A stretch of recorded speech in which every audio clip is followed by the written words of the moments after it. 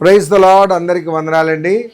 మరొక్కసారి మరి మన లెంట్ డేస్ బైబిల్ స్టడీలో లేవియా కాండము 16వ అధ్యాయం నుంచి 20వ అధ్యాయం వరకు ఈరోజు మనం ధ్యానించబోతున్నాం. మరి 16వ అధ్యాయంలో 20వ అధ్యాయం వరకు ఉన్న సారాంశాలు, ముఖ్యాంశాలు మీకు వివరిస్తాను, జాగ్రత్తగా గమనించండి.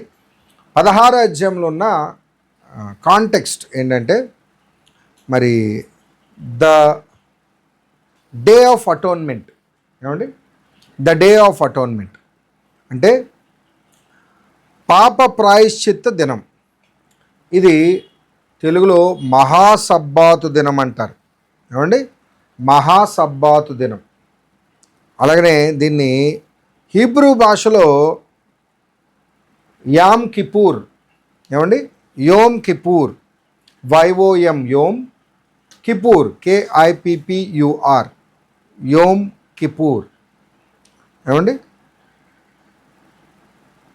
ఓకే, రాసుకున్నారా? Yom Kippur, the day of atonement. ఇక్కడ మనకందరికి తెలుసు, ప్రధాన యాజకుడు సంవత్సరానికి ఒక్కసారి వెళ్తారు. ఓకే, ఇది దాని యొక్క సబ్జెక్ట్. 16వ అధ్యాయం అంతా వివరణలోకి వెళ్ళినప్పుడు టోటల్ డీటెయిల్స్ ఎక్స్ప్లెయిన్ చేస్తాను. 17వ అధ్యాయం కాన్సెప్ట్ ఏంటంటే,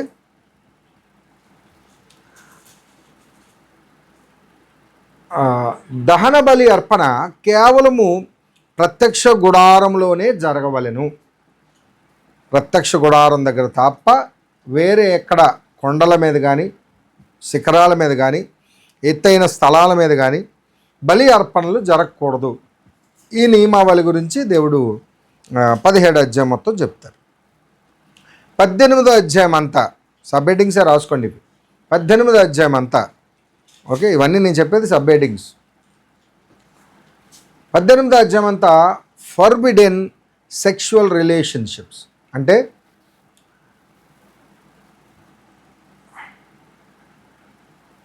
ఓకే, వ్యభిచార సంబంధాలు. ఏమండి? వ్యభిచార సంబంధాలు, హేయమైన లైంగిక సంబంధాలు. ఓకే, వాటి గురించి దేవుడు ఏది చేయకూడదనేది వివరించారు 18వ అధ్యాయం. తర్వాత 19వ అధ్యాయం మోరల్ లాస్, నైతిక చట్టాలు, నైతిక చట్టములు. ఏమండి? మోరల్ లాస్ అంటే మన ఫ్యామిలీలో, రిలేషన్స్లో, మనం సొసైటీలో ఎలా ఉండాలో వాటిని వివరిస్తున్న మోరల్ లాస్. ఇంకా 20th చాప్టర్, ఓకేనండి. 20th చాప్టర్ అంతా ఏంటంటే, ఇప్పుడు ఈ యొక్క 17వ అధ్యాయం నుంచి, ఏమండి, 19వ అధ్యాయం వరకు ఉన్న చట్టాలను మీరిన వారికి, ఓకే, మరణ శిక్షలు. ఏమండి? క్యాపిటల్ పనిష్మెంట్స్ రాయండి. 20వ అధ్యాయం అంతా ఏంటంటే క్యాపిటల్ పనిష్మెంట్స్, డెత్ పెనాల్టీ. ఇంగ్లీష్లో క్యాపిటల్ పనిష్మెంట్స్, డెత్ పెనాల్టీ అంటే మరణ శిక్షలు. దేనికి మరణ శిక్షలు ఉంటాయి, ఏం చేస్తే, ఏమేమి మీరితే, సో ఏ లాస్కి ఎటువంటి పనిష్మెంట్స్ ఉన్నాయనేది 20వ అధ్యాయం అంతా భయంకరమైన మరి తీర్పు విధానాలు అందులో రాయబడ్డాయి. ఇవి 5 అధ్యాయాలు. ఈ 5 అధ్యాయాలని లోతుగా అధ్యయనం చేద్దాం. మరి ప్రభు ఇజ్రాయేలీలకు ఎందుకు అలా చెప్పారు, ఈరోజు మనకు అది ఎలా సాదృశ్యం, ఏ విధమైన ఆలోచనలు మనం నేర్చుకోవాలి, ఎలా మనం ప్రవర్తించాలి, ప్రభుని అడుగుదాం. చిన్న ప్రార్థన. పరిశుద్ధుడైన తండ్రి, మీకు వందనాలు. ఇదిగో ఇజ్రాయేలీల ద్వారా మాకు అనేక విషయాలు బోధిస్తున్నారు అయ్యా. మేము కూడా నేర్చుకోవాల్సింది మాకు నేర్పించమని, చదువుతుండగా ప్రతి ఒక్కరికి అయ్యా మీరు జ్ఞానం అనుగ్రహించమని, మీ పరిశుద్ధాత్మ శక్తితో నడిపించి నేర్చుకున్న వాటిని విడిచిపెట్టకుండా వాటిని పాటించే హృదయం మాకు దయచేయమని మహిమ మీకు ఒక్కరికే చెల్లిస్తూ యేసుక్రీస్తు నామములో ప్రార్థిస్తున్నాం తండ్రి, ఆమేన్. Right, praise lord. మనకి సబ్జెక్టులోకి వెళ్ళిపోదాం. 16వ అధ్యాయం చెప్పాను, Yom Kippur, the day of atonement, తెలుగులో పాప ప్రాయశ్చిత దినం, ఇంకోటి మహాసబ్బాతు. ఏమండి? రైట్, ఇప్పుడు ఇది ఏ నెల? 7వ నెల. రాసుకోండి, 7వ నెల 10వ తారీఖు మహావిశ్రాంతి దినం. ఇది రాసుకోండి, ఇవన్నీ మహాసబ్బాత్ కానీ మహావిశ్రాంతి దినము అని రాసుకోండి. 7వ నెల 10వ తారీఖు. ఇది ఎక్కడ రాయబడి ఉంటుందంటే 16వ అధ్యాయము లేవికాండం 16వ అధ్యాయం 29, 30. ఇది నేను చదువుతాను. ఇది మీకు నిత్యమైన కట్టడ, స్వదేశులే కానీ మీ మధ్య నుండి పరదేశులే కానీ మీరందరూ 7వ నెల 10వ తారీఖున ఏ పని అయినను చేయక మిమ్మల్ని మీరు దుఃఖపరుచుకొనవలెను. 30వ వచనం. ఎలా అనగా మీరు యెహోవా సన్నిధిని మీ సమస్త పాపముల నుండి పవిత్రులగునట్లు ఆ దినమున మిమ్మను పవిత్రపరచునట్లు మీ నిమిత్తము ప్రాయశ్చిత్తము చేయబడెను. అది మీకు మహావిశ్రాంతి దినము, మిమ్మును మీరు దుఃఖపరుచుకొనవలెను. ఇది నిత్యమైన కట్టడ.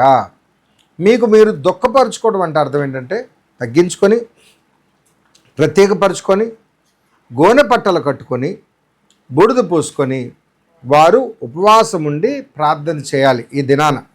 ఏమండి, ఆ ప్రార్థన అంగలార్చే ప్రార్థన. ఎందుకు?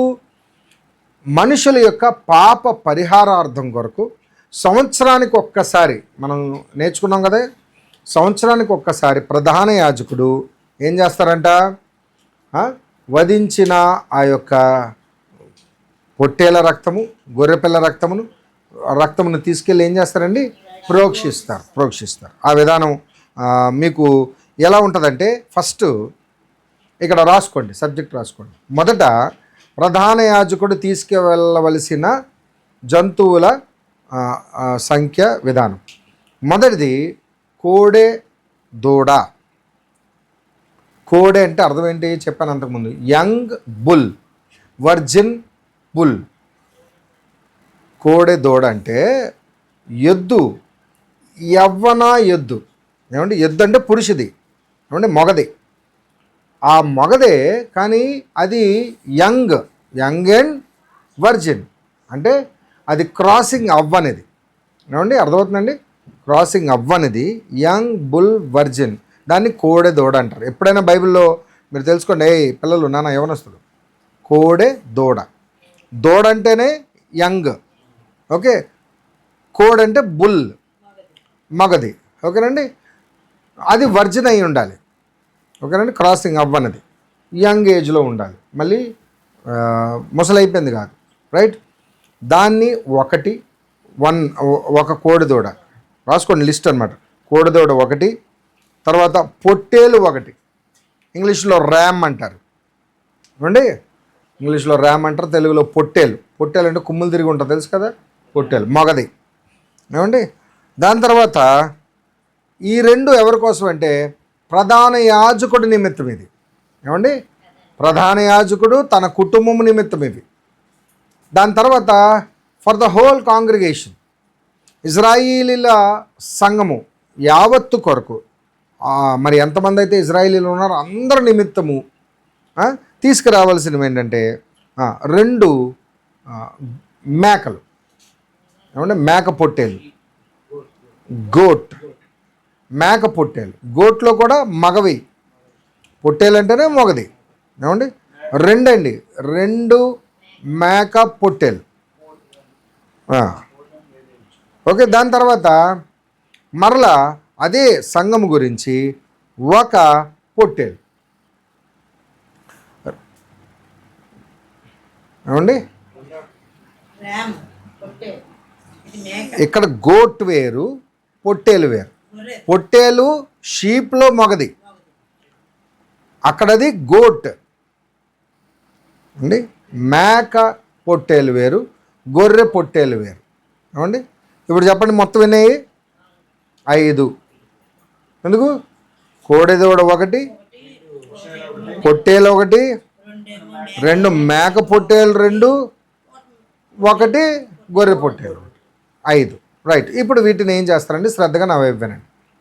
మొదట సంవత్సరానికి ఒక్కసారి ఈ 7వ నెల 10వ తారీఖు రోజున ప్రధాన యాజకుడు ఫస్ట్ తన్ను తాను శుచిపరచుకోవాలి. తాను ప్రత్యేకపరుచుకొని తాను తన యొక్క ఇంటిలో భార్యతో కూడా సాంగత్యం చేయకుండా ఉపవాసించి ప్రార్థన చేసుకొని సిద్ధపడి తన్ను తాను మరల శరీరం అంతా చూసుకొని ఎటువంటి హేయమైనవి ముట్టుకోకుండా ఎటువంటి అన్క్లీన్ ఫుడ్స్ తినకుండా ఎటువంటి ద్రాక్షారసం తాగకుండా ఏమండి తను ఉపవాసం నుండి తను క్లీన్గా ఉండాలి. ఏమండి తాను క్లీన్గా ఉండడం అంటే రాత్రంతా ఫుల్గా తినేసి మత్తుడైపోయి ఉండకూడదు. తాను ఒక 2-3 రోజుల నుంచి సిద్ధపడి రావాలి. ఏమండి ఇంటిలో కూడా భార్యతో సాంగత్యం చేయకూడదు. ఇలాగ నుండి ఆ వ్యక్తి ఏం చేయాలంటే ఇప్పుడు తాను ప్రత్యక్ష గుడారంలోకి ఎంటర్ అయ్యి ఫస్ట్ జాగ్రత్త గమనించండి, అక్కడ ఇత్తడి గంగాలలో తన్ను తాను క్లీన్ చేసుకోవాలి, శుచిపరుచుకొని అప్పుడు లెనిన్ రోబ్ తెలుసు కదా, రోబ్ అంటే తెలుసు కదా, రోబ్ అంటే వాళ్ళు వేసుకునే అంగీని ROB అంటారు. రోప్ కాదు, రోప్ అంటే తాడు, ROPE. ROB అంటే రోబ్స్ అంటారు, అంటే వేసుకున్న వస్త్రాలని రోబ్స్ అంటారు, అంగీలు.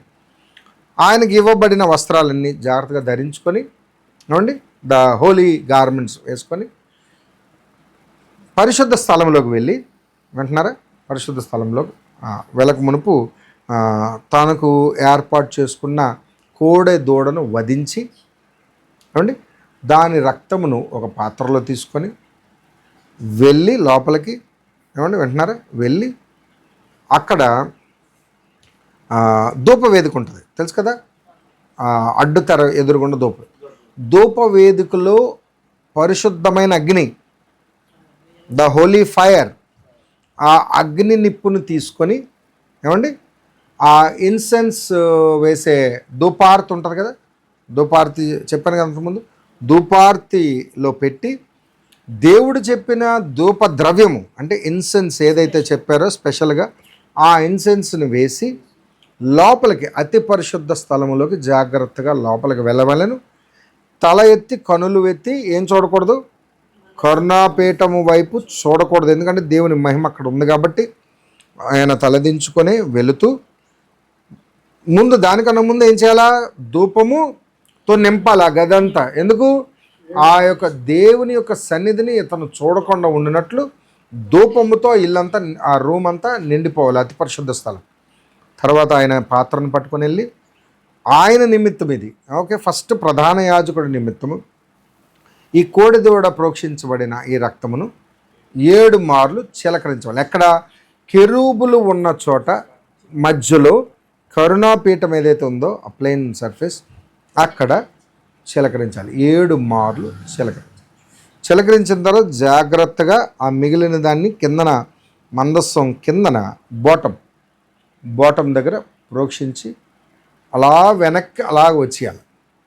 ఏమండి ఓకేనా. ఇది అయిపోయిన తర్వాత ఇప్పుడు ఇంకోటి తెచ్చాడు కదా ఆయన, ఏంటది చెప్పండి. ఆయన నిమిత్తం ఇంకోటి తెచ్చాడు, ఏంటి, పొట్టేలు. Okay very good, RAM.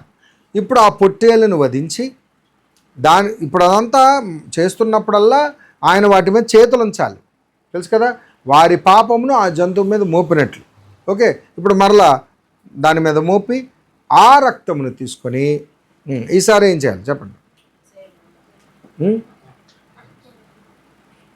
అది దాన్ని ఇక్కడ బయట దహన బలిగా అర్పించాలి. మరి ఇప్పుడు ఈ రెండవ పొట్టేలు ఉంది కదా, రెండవ పొట్టేలు దాన్ని వధించిన తర్వాత దాని యొక్క రక్తంని తీసుకొని ఏమండి దాన్ని ఈసారి ఏం చేయాలంటే మరలా సేమ్ అతని కొరకు ఎలాగైతే మొదట ప్రోక్షించడానికి తీసుకెళ్లారో అలాగనే సేమ్ రొటీన్ మళ్ళా అలాగనే జాగ్రత్తగా లోపలికి ప్రవేశించి అతి పరిశుద్ధము స్థలములో ధూపమేసి సేమ్ అలాగే దాని యొక్క రక్తమును కరుణాపీఠం మీద 7 మార్లు ప్రోక్షించి ఇప్పుడు ఆ మిగిలిన రక్తమును చెప్పండి ఏం చేయాలి, అక్కడ వేయకూడదు, బయటకు తీసుకొచ్చి ఇక్కడ ఇత్తడి బలిపీఠం ఉంది కదా, బయట ప్రాంగణంలో ఇత్తడి బలిపీఠం కిందన ప్రోక్షించి ఇప్పుడు ఎన్ని మిగిలే, 2 ఇలా అతని కోసం తెచ్చుకున్న ఒక పొట్టేలు ఉంది, సమాజం కోసం తీసుకొచ్చిన గొర్రె పొట్టేలు. గొర్రె పొట్టేలను మాత్రం వధించి అది దహన బలి కింద అర్పించాలి. ఇది ద గ్రేట్ అటోన్మెంట్ డే. ఏమండి, ఇది మన ప్రభు అయిన యేసుక్రీస్తులో నెరవేరింది. దేవునికి స్తోత్రం చెప్పండి. మన హెవెన్లీ హై ప్రీస్ట్ ఎవరు? మన ప్రభు అయిన యేసుక్రీస్తు. మన ప్రధాన యాజకుడు ఎవరండి? ఆయన యేసుక్రీస్తు. అందుకే లేవియా కాండం చదివేటప్పుడు ప్యారలల్గా ఏం చదవమన్నాను? హెబ్రీలకు రాసిన పత్రికను చదవమన్నాను. ఏమండి, అది మాత్రం కంపల్సరీ మీరు అది చదివితే, ఇప్పుడు లేవియా కాండం అంతా చదివేసిన తర్వాత చదువుతూ హెబ్రీ పత్రికను చదువుతూ ఉండండి. అక్కడ ఛాయారూపకమైన, అంటే ద షేడ్, అంటే రిజంబ్లింగ్స్ ఇక్కడ కనిపిస్తాయి. ప్రత్యక్షమైనది మనకి హెబ్రీ పత్రికలో యేసు ప్రభు గురించి కనిపిస్తుంది. సో యేసుక్రీస్తు వారు ఎందుకు వచ్చారు, యేసుక్రీస్తు వారు చేసిందేంటి, యేసుక్రీస్తు వారు మన కొరకు ఎలా బలయ్యారు, ఇవి దేనికి సాదృశ్యం అనేది మనకు క్లియర్గా హెబ్రీ పత్రికలో అర్థమవుతుంది మనకి. ఓకేనండి. ఇప్పుడు ఇందులో చెప్పబడినవన్నీ యేసుక్రీస్తులో నెరవేరాయి. ఆ యొక్క మరి ప్రధాన యాజకుడు ఆయనే. మరి గమనిస్తున్నారండి, ప్రధాన యాజకుడు యేసుక్రీస్తు వారు. దేవునికి స్తోత్రం చెప్పండి. హల్లెలూయా.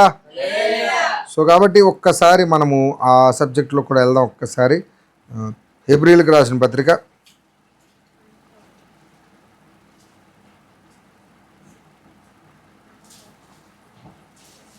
9వ అధ్యాయము 24 నుంచి లేదా 11, 12 చూద్దాం ఒకసారి.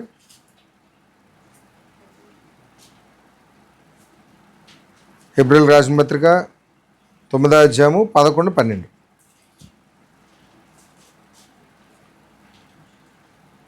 తీసారా? హెబ్రీలకు రాసిన పత్రిక తీసారా? 9వ అధ్యాయం 11 చదవండి. అయితే క్రీస్తు రాబోచున్న మేలుల విషయమై ప్రధాన యాజకుడుగా వచ్చి తానే నిత్యమైన విమోచన సంపాదించి, నిత్యమైన విమోచన, ఇందాక విమోచన అన్నాను కదా, ద అటోన్మెంట్, విమోచన, నిత్యమైన విమోచన తానే సంపాదించి, హస్తకృత్యము కానిది అనగా సృష్టి సంబంధము కానిది మరియు ఘనమైనదియు పరిపూర్ణమైనదని ఆయన గుడారము ద్వారా మేకల యొక్క కానీ కోడల యొక్క కానీ రక్తముతో కాక తన స్వరక్తముతో ఒక్కసారే పరిశుద్ధ స్థలములో ప్రవేశించెను. దేవునికి స్తోత్రం చెప్పండి. ద డే ఆఫ్ అటోన్మెంట్లో జరిగిన ఆ యొక్క ఇజ్రాయిల్ జనాభాలో వారికి జరిగిన సందర్భాలు, అది ద షాడో ఆఫ్ క్రైస్ట్. క్రీస్తు ఒరిజినల్, క్రీస్తు నిజస్వరూపం. ఈ జరిగిన సందర్భాలన్నీ ఛాయ. ఏమండి, ఇక గొర్రెలు లేవు, మేకలు లేవు, కోడలు లేవు, ఏమి లేవు, పొట్టేలు లేవు, ఏమి లేవు. ఏమండి, క్రీస్తే ప్రధాన యాజకుడు, క్రీస్తే దేవుని గొర్రెపిల్ల. ఏమండి, క్రీస్తే ప్రధాన యాజకుడు, క్రీస్తే గొర్రెపిల్ల. ఏమండి, అక్కడ వధించబడుతున్న గొర్రెపిల్ల ఆయనే. ఏమండి, అర్పణ ఇస్తున్న ప్రధాన యాజకుడు ఆయనే. ఏమండి, మరి ఇక్కడ ప్రధాన యాజకుడు తాను శుచిపరచుకోవాలి, పరిశుద్ధంగా ఉండాలి. ఏమండి, అర్థమవుతుందండి. అక్కడ తన కొరకు బలి అర్పించుకోవాలి కదా. అవునా? ఇక్కడ ఇజ్రాయేలీలో ప్రధాన యాజకుడు కోడి దూడ, ఇంకా పొట్టేలు అర్పించాలా. ఏమండి, మరి ఈ రెండు అర్పించుకోవాలనుకుంటే మళ్ళీ ఇప్పుడు ప్రధాన యాజకుడు మరి ఏ గొర్రెను వధించాలా? కాదు కదా, తానే. అందుకే ఇంకొక మనిషి కాదు, తానే గొర్రెపిల్ల, తానే ప్రధాన యాజకుడు. ఇంకా తన కొరకు ప్రాయశ్చిత్తం చేసుకోవాల్సిన లేదు. ఎందుకు? తాను పరిశుద్ధుడు, పవిత్రంగా జీవించాడు ఈ భూమి మీద. దేవునికి స్తోత్రం చెప్పండి. హల్లెలూయా. అలాగనే మనము ఈ రిఫరెన్స్ 11, 12 చదివారా? 12 చదివారండి? చదివారండి. మేకల యొక్క కోడెల యొక్క రక్తము కాక తన స్వరక్తముతోనే ఒక్కసారి పరిశుద్ధ స్థలంలో ప్రవేశించును. ఇప్పుడు 24 నుంచి 26 వరకు చదవండి ఒకసారి. 24 నుంచి 26 అదే అధ్యాయం. అందువలన నిజమైన పరిశుద్ధ స్థలమును పోలి హస్తకృత్యమైన పరిశుద్ధ స్థలములో క్రీస్తు ప్రవేశించలేదు, కానీ ఇప్పుడు మన కొరకు దేవుని సముఖమందు కనపడుటకు పరలోకమందు ప్రవేశించను. అంతేకాదు ప్రధాన యాజకుడు ప్రతి సంవత్సరము తనది కాని రక్తము తీసుకొని, ఇక్కడ చూడండి, అదిగో అర్థమైందా? ప్రధాన యాజకుడు తన రక్తం ఇచ్చాడేంటి?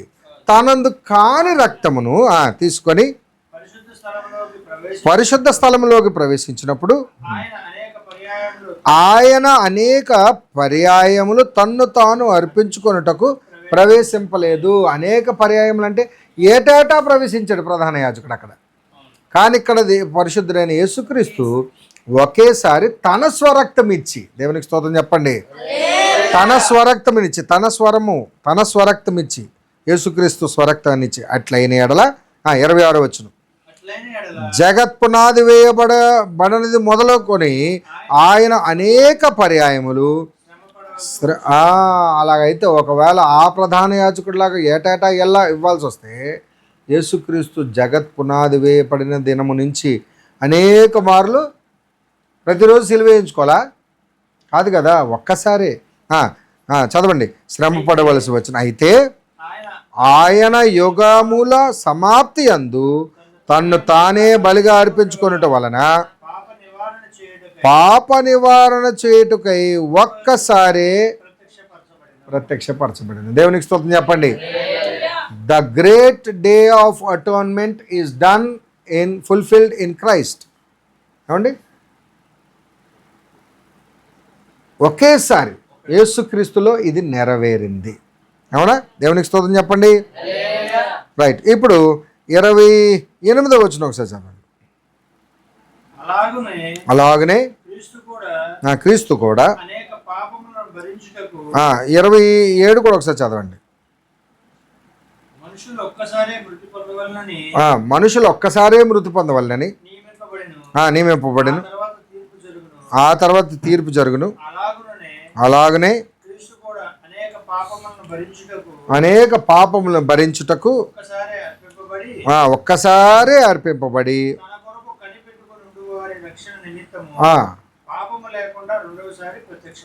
అది. దేవునికి స్తోత్రం చెప్పండి. సో కాబట్టి మనకి హెబ్రీయులకు రాసిన పత్రిక అక్కడ రాసుకోండి నోట్స్లో 7వ అధ్యాయము 7th chapter, 9th chapter, 5th chapter, 4th chapter, okay, 10th chapter, 12th chapter, 8th chapter, okay, నంబర్లు రాసేసుకోండి. ఇవి చదివితే ఏమండి, రెఫరెన్స్లు చెప్తాను, ఇప్పుడు రాసుకోండి, రెఫరెన్స్ చెప్తాను, రాసుకోండి. ఏమండి? ఓకే. హెబ్రీయులకు రాసిన పత్రిక 10వ అధ్యాయం 1వ వచనం, 9వ అధ్యాయం 22, 9వ అధ్యాయం 28, 7వ అధ్యాయం 16వ వచనం, ఏమండి, 9వ అధ్యాయం 24 నుంచి 26 వరకు, 9వ అధ్యాయం 11 నుంచి 12, 9వ అధ్యాయం 28, 15వ వచనం, అలాగనే 13వ అధ్యాయం 20వ వచనం, అలాగనే 5వ అధ్యాయం 13వ అధ్యాయం 20వ వచనం, 5వ అధ్యాయం 7 నుంచి 10 వరకు, ఓకే, 7వ అధ్యాయం 11 నుంచి 28 వరకు,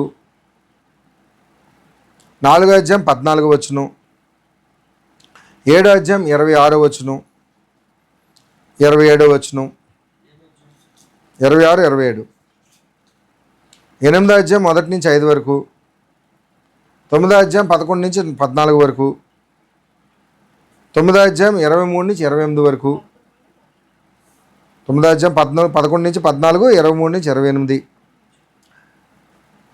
10వ అధ్యాయము 10 నుంచి 14, 12వ అధ్యాయం 24,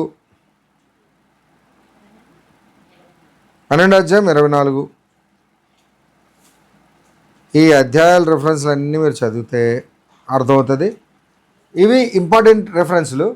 కానీ మీరు చక్కగా హెబ్రీయులకు రాసిన పత్రిక 1వ అధ్యాయం నుంచి మొత్తం అంతా చదువుకుంటే మీకు లేవియా కాండములో మొత్తం సారాంశం అంతే. జాగ్రత్త గమనించండి, మనం లేవియా కాండాన్ని ధ్యానిస్తున్నాం.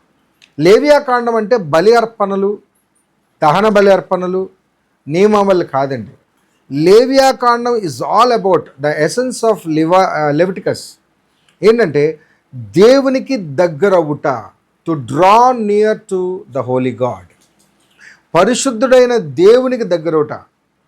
అందుకే అంతకుముందు చెప్పాను నీకు, నిర్గమాకాండానికి లేవియాకాండానికి ఉన్న కనెక్షన్, ఈ కాండము మధ్యలో ఉన్న కనెక్షన్ ఏంటంటే, నిర్గమాకాండములో ఆఖరి అధ్యాయంలో ఆఖరి వచనాల్లో దేవుని సన్నిధి ప్రత్యక్ష గుడారం మీదకి దిగి వచ్చినప్పుడు ఆయన మహిమ మొత్తం కమ్ముకొని ఉన్నప్పుడు మోషే గారు అంతకుముందు జస్ట్ ఒక అరగంట గంటకు ముందు ఆయన అన్నీ అమర్చిన ఆయనే, లోపల అన్ని సెట్టింగ్స్ అన్నీ పెట్టి అన్నీ రెడీ చేసిన ఆయనే, దేవుని సన్నిధి అక్కడ ఉండగా మోషే గారు లోపలికి ప్రవేశించలేకపోయారు. ఎందుకంటే ఆయన దేవుని యొక్క పరిశుద్ధత అంత భారముగా, ఆయన పరిశుద్ధత అంత బలముగా ఉంది కనుక నరమానవుడు ఎంటర్ అవ్వలేనంత పరిశుద్ధత అక్కడ మనకి కనిపిస్తుంది. సో అందుకు నిర్గమాకాండం ఎండింగ్ అక్కడితో ముగిసింది. అలాగా అంటే నరమానవుడు ఎవరు కూడా దేవుని పరిశుద్ధ స్థలంలోకి ప్రవేశించలేడు. మరి ప్రవేశించాలంటే ఏం చేయాలన్నదే ఈ యొక్క లేవియాకాండములు అంటే లెవిటికస్లో చెప్పబడిన మరి అర్పణలు కానివ్వండి, బలి అర్పణలు కానివ్వండి. ఇవి మనం ఏంటంటే బలి అర్పణలు ఏమో అనుకుంటున్నామేమో, అర్పణలు కాదు. The essence, the background of this total, దాని వెనకటి ఒక పూర్వ అర్థం ఏంటంటే మనము దేవుని యొక్క పరిశుద్ధమైన దేవునికి దగ్గరవుట, to draw near to the holy God. అది ఎక్కడ సాదృశ్యంగా మనకు కనిపిస్తుందంటే మన ప్రభు అయిన యేసుక్రీస్తులో అది నెరవేరి మనమందరము కూడా పరిశుద్ధుడైన దేవుని యొక్క అతి పరిశుద్ధ స్థలములోకి ప్రవేశించడానికి మనకు ధైర్యము దేవుడిచ్చారు, యేసు ప్రభు ఇచ్చారు. అది హెబ్రీలకు రాసిన పత్రిక అంతా చదివితే మనకు అర్థం. సో లేవియాకాండము, హెబ్రీ పత్రిక రెండు చదివితే పరిశుద్ధత. అందుకే మోషే గారు ఎందుకు ప్రవేశించలేకపోయారు, తర్వాత యేసుక్రీస్తు వారు ఒక్కసారి ఎందుకు ప్రవేశించారు. సో ఈ యొక్క డిఫరెన్స్ మనం అర్థం చేసుకుంటే ఆ రోజు మోషే గారికి యాక్సెస్ లేదు. ఈరోజు నువ్వు నేను ఆ ప్రత్యక్ష గుడారం చూడని వారం, ప్రత్యక్ష గుడారాన్ని తాకని వారం, ప్రత్యక్ష గుడారాన్ని ఎంతమాత్రం కన్నులతో చూడలేదు, చూడని వారికి ఒక ధన్యత మనందరికీ వచ్చింది. ఏంటంటే అతి పరిశుద్ధుడైన దేవుని సన్నిధిలోకి మనందరం ప్రవేశించడానికి వి గాట్ యాక్సెస్. మనకి ఆ యొక్క ద్వారము ఆయన శరీరము ద్వారా మనము ప్రవేశించాం గనుక మనమందరము ధన్యులము. దేవునికి స్తోత్రం చెప్దాం. సో కాబట్టి ధన్యులు ఎవరంటే యేసు ప్రభు చెప్పారు, చూచి నమ్మిన వారి కంటే చూడక నమ్మిన వారు ధన్యులు. సో మనమందరం ధన్యులం కాదా? It is a blessing for us that Christ came here. ప్రభు మన దగ్గరికి వచ్చారు, ప్రభువును కూడా చూడలేదు మనం, అవునా కదా చెప్పండి. కానీ ఆయనలో విశ్వసించిన వారందరూ ధన్యులు. సో మనమందరూ అతి పరిశుద్ధ స్థలంలోకి ప్రవేశించడానికి దేవుడు మనకి అర్హత ఇచ్చి ఉన్నారు. అది క్రీస్తు ద్వారానే తప్ప మన చేతి క్రియల ద్వారా ఎంత మాత్రం కాదు. సో కాబట్టి లేవియాకాండం యొక్క ధ్యానం అంతా ఏంటంటే దేవుని పరిశుద్ధ స్థలమునకు దగ్గరవుట, అంటే దేవునిలో మనము లీనమవుట, ఆయన పరిశుద్ధతలోకి మనము అభివృద్ధి చెందుతా, లేకపోతే ఆయనలో మనము కలిసిపోవుట. అది ఎలా జరుగుతుందంటే క్రీస్తు రక్తంలో కడగబడిన తర్వాత మనలో పరిశుద్ధాత్మ దేవుడు కొలువుండి మనల్ని సర్వసత్యములోకి నడిపిస్తారు. దేవునికి స్తోత్రం చెప్పండి. హల్లెలూయా. రైట్, మంచిది. మరి ఇక 16వ అధ్యాయం అయిపోయిందండి. 16వ అధ్యాయం అయిపోయింది. 17 ఇప్పుడు నా కమింగ్ టు 17th చాప్టర్, లేవియాకాండం 17వ అధ్యాయం. 1వ వచనం నుంచి 9వ వచనం వరకు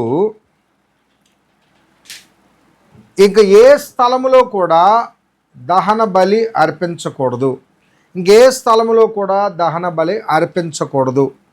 కేవలము దేవుని యొక్క మందిరమైన ప్రత్యక్ష గుడారము దగ్గరే అర్పించవాలి. ఎందుకు అది చెప్పారంటే వీరు ప్రవేశించబోతున్న ఆ యొక్క కానాను ప్రదేశం కానివ్వండి, ఆ కానాను భూభాగం కానివ్వండి, వీరు ప్రయాణిస్తున్న భూభాగంలో కొంతమంది ఎదురవుతుంటారు అన్యులు.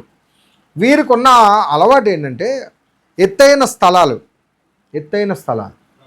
ఏమంటే కొండలు, శిఖరాలు, ఎత్తైన మెట్ట భూముల మీద బలి అర్పించే అన్య దేవతలకు, విగ్రహాలకు బలి అర్పించే ఆనవాయితీ వాళ్ళకు. వారిని చూసి ఇజ్రాయిలీలు వీరు కూడా ఎక్కడ పడితే అక్కడ బలి అర్పించేస్తారేమో అని, అది దేవుని సమక్షములో దేవుని పరిశుద్ధ సన్నిధిలో ప్రత్యక్ష గుడారంలోనే అర్పించవలెనని సూచనలు 1వ వచనం నుంచి 9వ వచనం వరకు ఉంటుంది. ఏమండి? ఓకే, అది రాసుకోండి. దాని కిందన రీజన్ చెప్పాను కదా ఎందుకనేది, అర్పించాలి. ఇప్పుడు 10వ వచనం నుంచి 16వ వచనం వరకు ఏమండి, దాని రక్తమును ఎంత మాత్రం తినకూడదు, వధించడం ఎలాగా, దాని తర్వాత ఏమి తినకూడదు, దాని రక్తమును వధించబడిన ఏ యొక్క జంతువు రక్తమును మనము తినకూడదు. ఎందుకు రీజన్? 11వ వచనం చదవండి. 11వ వచనం చదవండి. రక్తము దేహమునకు ప్రాణము, ప్రాయశ్చిత్తము చేయనట్లు. అది దేనికి ఇచ్చారంటే బలిపీఠం మీదకు పోయిటకు దాన్ని మీకు ఇచ్చితిని. రక్తము దానిలో ఉన్న ప్రాణమును బట్టి ప్రాయశ్చిత్తము చేయును. అది చూసారండి, అంటే ఒక ప్రాణము అర్పించబడితేనే ప్రాయశ్చిత్తం అవుతుంది. అందుకే యేసుక్రీస్తు వారు ప్రాణాలు ఇచ్చారు. తన్ను తాను ప్రాణమును అర్పించి మనల్ని విమోచించారు. సో ఎందుకు, ఎలా ప్రాణం ఇచ్చారంటే ఆయన రక్తం చిందించారు. రక్తం చిందించడం వల్ల ఏముందండి అని అంటారా? రక్తం చిందిస్తేనే ప్రాణం పోయినట్టు. సో ప్రాణం సమర్పిస్తేనే మరొక ప్రాణం బ్రతుకుతుంది ఇక్కడ. ఏమండి, ఇది దేవుని జడ్జిమెంట్. ఇది అంటే అర్థమవుతుందండి, దేవుని జడ్జిమెంట్. ఇప్పుడు ఇక్కడ జంతువుల యొక్క ప్రాణము ఒక తాత్కాలికమైన ఒక అడ్డు తెరలాగా ఉంటుంది తప్ప, ఒక పై పొరలాగా కవరింగ్ లాగా ఉంటుంది తప్ప, it is not cleansing. So పూర్తి సంపూర్ణమైన క్లెన్సింగ్ ఎప్పుడు జరుగుతుంది? ప్రభువైన యేసుక్రీస్తులో జరుగుతుంది. మరి ఇదెందుకు చెయ్యాలండి? ఏమండి, యేసుప్రభుని అప్పుడే పంపించవచ్చు కదా. ఏమండి, అంతరా ఒక ప్రణాళిక, ఒక టైం పీరియడ్, ఒక చరిత్ర దేవుడు ముందుగానే నిర్ణయించి పెట్టారు. అవునా కాదా? యేసుప్రభు వారు ఏ కాలంలో రావాలి మనకందరికీ తెలుసు. నెబుకద్నెజరుకు ఒక దర్శనం కనిపిస్తుంది, దానియేలు గారు దాన్ని వివరిస్తారు, తెలుసు కదా. ఒక విగ్రహం ఉంటుంది, తలేమో బంగారము, భుజములేమో వెండి, ఉదర భాగమేమో ఇత్తడి, కాళ్ళు భాగమేమో ఏంటి ఇనుమండి, పాదములేమో ఇనుము మట్టి కలిసి ఉన్న లోహంలా కనిపిస్తుంది. అలాగా చేతి సహాయం లేక తీయబడిన ఒక చిన్న రాయి ఆ యొక్క పర్వతము యొక్క పాదముల మీద పడగా, ఏమండి, ఆ విగ్రహం యొక్క పాదముల మీద పడగా ఆ విగ్రహము తునాతునకలైపోయి పొడి చేయబడి పొట్టు వలె గాలికి ఎగిరిపోయింది. ఈ యొక్క రాజ్యాలు ఇవి. బంగారం ఏమో బబులోన్ రాజ్యం, ఏమండి, ఈ వెండేమో మాదే పారసిక రాజ్యం, ఉదరమేమో మరి అంటే నడుం భాగమేమో మరి ఇత్తడి గ్రీకు సామ్రాజ్యం. ఏమండి, కాళ్ళు దేనికి సామ్రాజ్యం అంటే కాళ్ళు ఇనుము ఏంటంటే రోమా సామ్రాజ్యం. దాని తర్వాత కిందనున్న పాదాలు ఇనుము మట్టి ఏంటండి మరి ఒక ఇంటర్నల్ పాలిటిక్స్. ఏమండి, రోమీలకు అక్కడ ఉన్న జనాభాకు ఇంటర్నల్గా పాలిటిక్స్ రావటం వల్ల పొసకలేదు, మట్టి ఇనుము పొసకపోవడం వల్ల అక్కడ ఆ టైం పీరియడ్లో యేసుక్రీస్తు రాజ్యం రావాలి. సో కాబట్టి ఈ టైం ఫ్యాక్టర్ అనేది దేవుడు ముందుగా పెట్టారు కనుక, ఏ టైంలో ఏది రావాలో ముందుగా చెప్పారు కాబట్టి వీళ్ళందరూ అభివృద్ధి చెందాలి. కాబట్టి వింటున్నారా, ఇజ్రాయేలీలందరూ ఒక నేషన్గా, ఒక జాతిగా అభివృద్ధి చెందాలి. మరి చెందాలంటే ఇక్కడి నుంచి అలాగా 70 మందితో ఆరంభమైంది చరిత్ర, అంతేనా? ఎక్కడి నుంచి ఎక్కడికి వచ్చారండి? అబ్రాహాముతో ఒక్కనితో ఆరంభమైన చరిత్ర. 70 మంది ఈజిప్టులో మళ్ళీ స్టార్ట్ చేశారు ఈ యొక్క జనాభా. ఈ 70 మంది మరలా రీప్రొడ్యూస్ అయ్యి 6 లక్షల మంది కాలబలం అయ్యారు. అక్కడి నుంచి ఒక నేషన్, ఒక జాతిగా తయారవ్వాలి. ఇవన్నీ ఒక విధానాలు. సో వీటి కొరకు దేవుడు వెయిటింగ్ పీరియడ్ అనేది పెట్టారు. సో కాబట్టి మరైతే ఎందుకండి ఆ టెంపరీ యానిమల్స్ కవరింగ్ ఎందుకంటే యేసు ప్రభుని మరి ఎందుకండి అంటే జాగ్రత్తగా గమనించారు. వీరు నడుస్తున్నప్పుడు ఇజ్రాయేలీలు యేసుక్రీస్తు వారు రాక మునుపు ఇజ్రాయేలీలు దేవునితో నడుస్తున్నప్పుడు వారి పాపమును దేవుని కనులు ఎదుట కనిపించకుండా, ఎందుకు ఆ పాపము దేవుని కనులు దేవుని యొక్క పరిశుద్ధ అగ్ని దహించి వేస్తుంది. సో మనుషులు దహించి వేయబడతారు కాబట్టి అందుకు ఆ కవరింగ్ కింద యానిమల్ సాక్రిఫైస్ పెట్టారు. రైట్, దేవునికి స్తోత్రం చెప్పండి. సో కాబట్టి రక్తమే దాని యొక్క ప్రాణం. రక్తమును అందుకే ఏం చేయకూడదండి, తినకూడదు. రైట్, ఇక్కడతో 17వ అధ్యాయంలో ఈ యొక్క ఇంపార్టెంట్ పాయింట్స్ చెప్తున్నాను. ఇక్కడ 17 అధ్యాయంలో ఎక్కడెక్కడ ఇవ్వకూడదు, బయట ఎక్కడ కూడా ఏ స్థలంలో కూడా బలి అర్పించకూడదు, ఓన్లీ ప్రత్యక్ష కూడా. 18వ అధ్యాయంకి వచ్చేద్దాం ఇప్పుడు. 18th chapter, forbidden sexual relationships, లైంగిక సంబంధాలు, హేయమైన లైంగిక సంబంధాలు. ఏమండి, అర్థమవుతుందండి?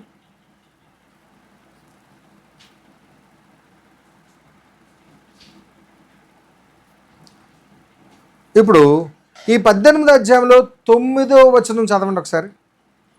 నీ సహోదరి మానాఛాదమును అనగా ఇంటిలో పుట్టినదేమి, వెలుపట పుట్టినదేమి, నీ తండ్రి కుమార్తె యొక్క అయినను నీ తల్లి కుమార్తె యొక్క అయినను మానాచాదారము తీయకూడదు. అంటే అర్థం ఏంటంటే, కజిన్స్ ఉంటారు, అంటే పెద్దనాన్న కొడుకులు, పెద్దనాన్న కూతుర్లు, ఏమండి అర్థమైందా?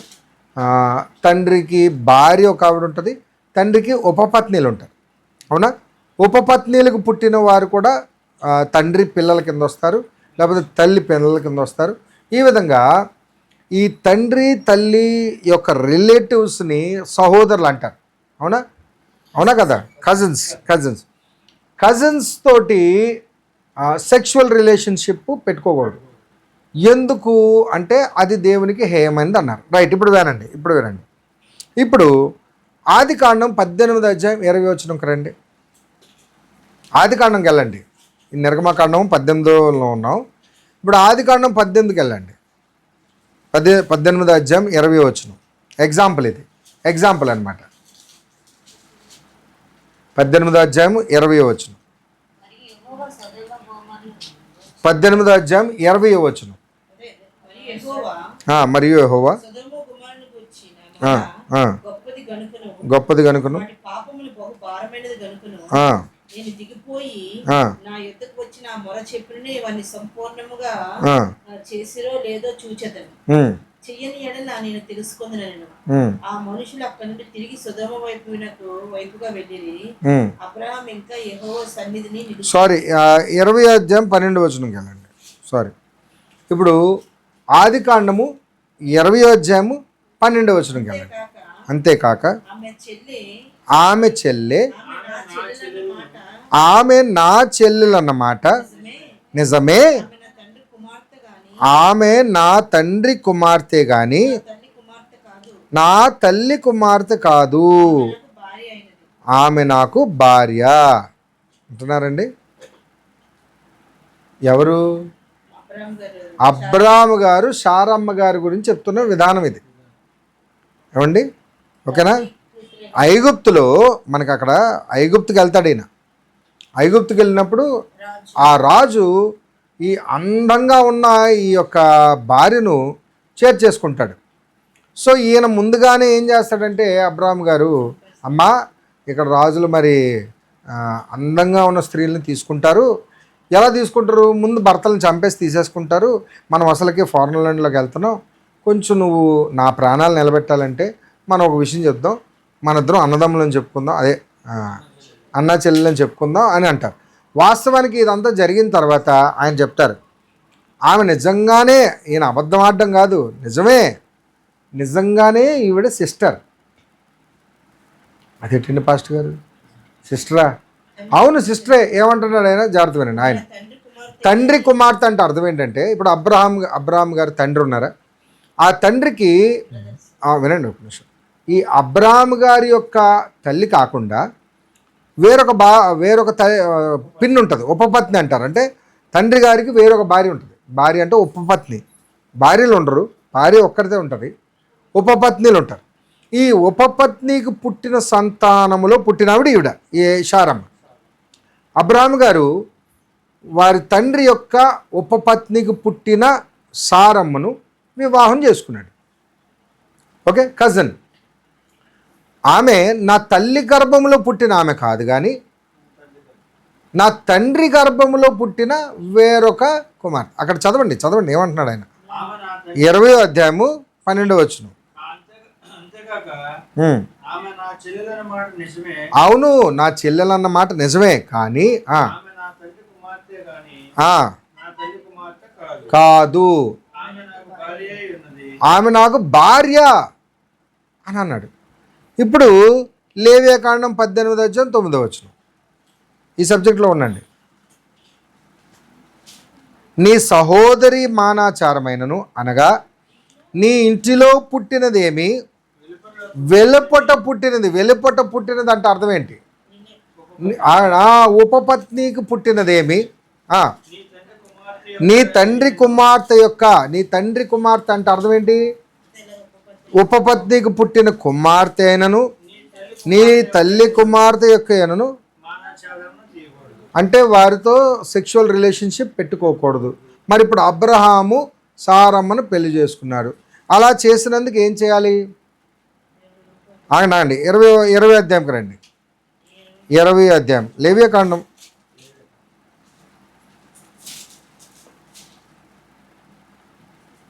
అధ్యాయం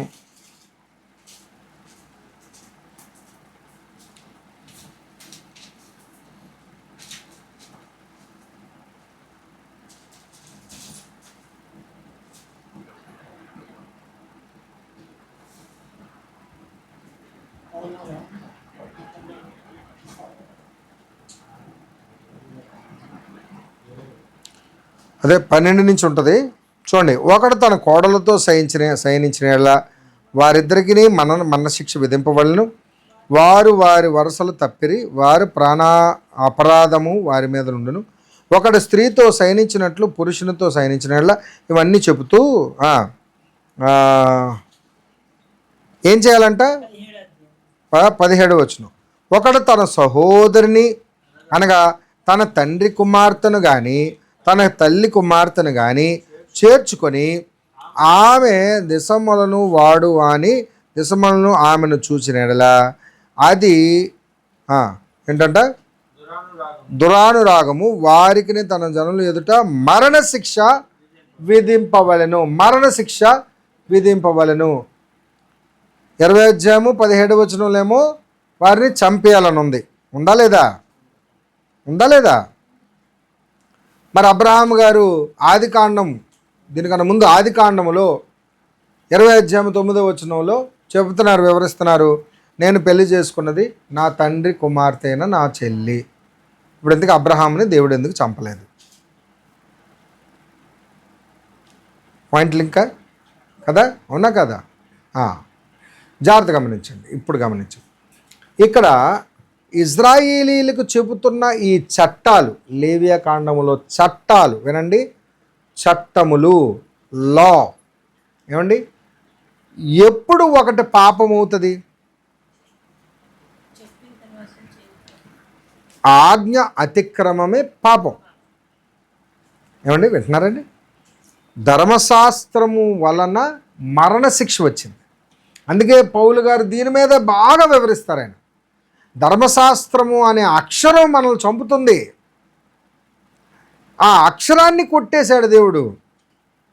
ఆ అక్షరం వలన వచ్చిన మరణశిక్షను కొట్టేశాడు యేసయ్య. ఆ ధర్మశాస్త్రాన్ని ఆయన నెరవేర్చి ఆ ధర్మశాస్త్రం వలన వచ్చిన మరణశిక్షను, మరణ శాసనాన్ని సిలువకేసి మేకేసి కొట్టేశాడు ఆయన.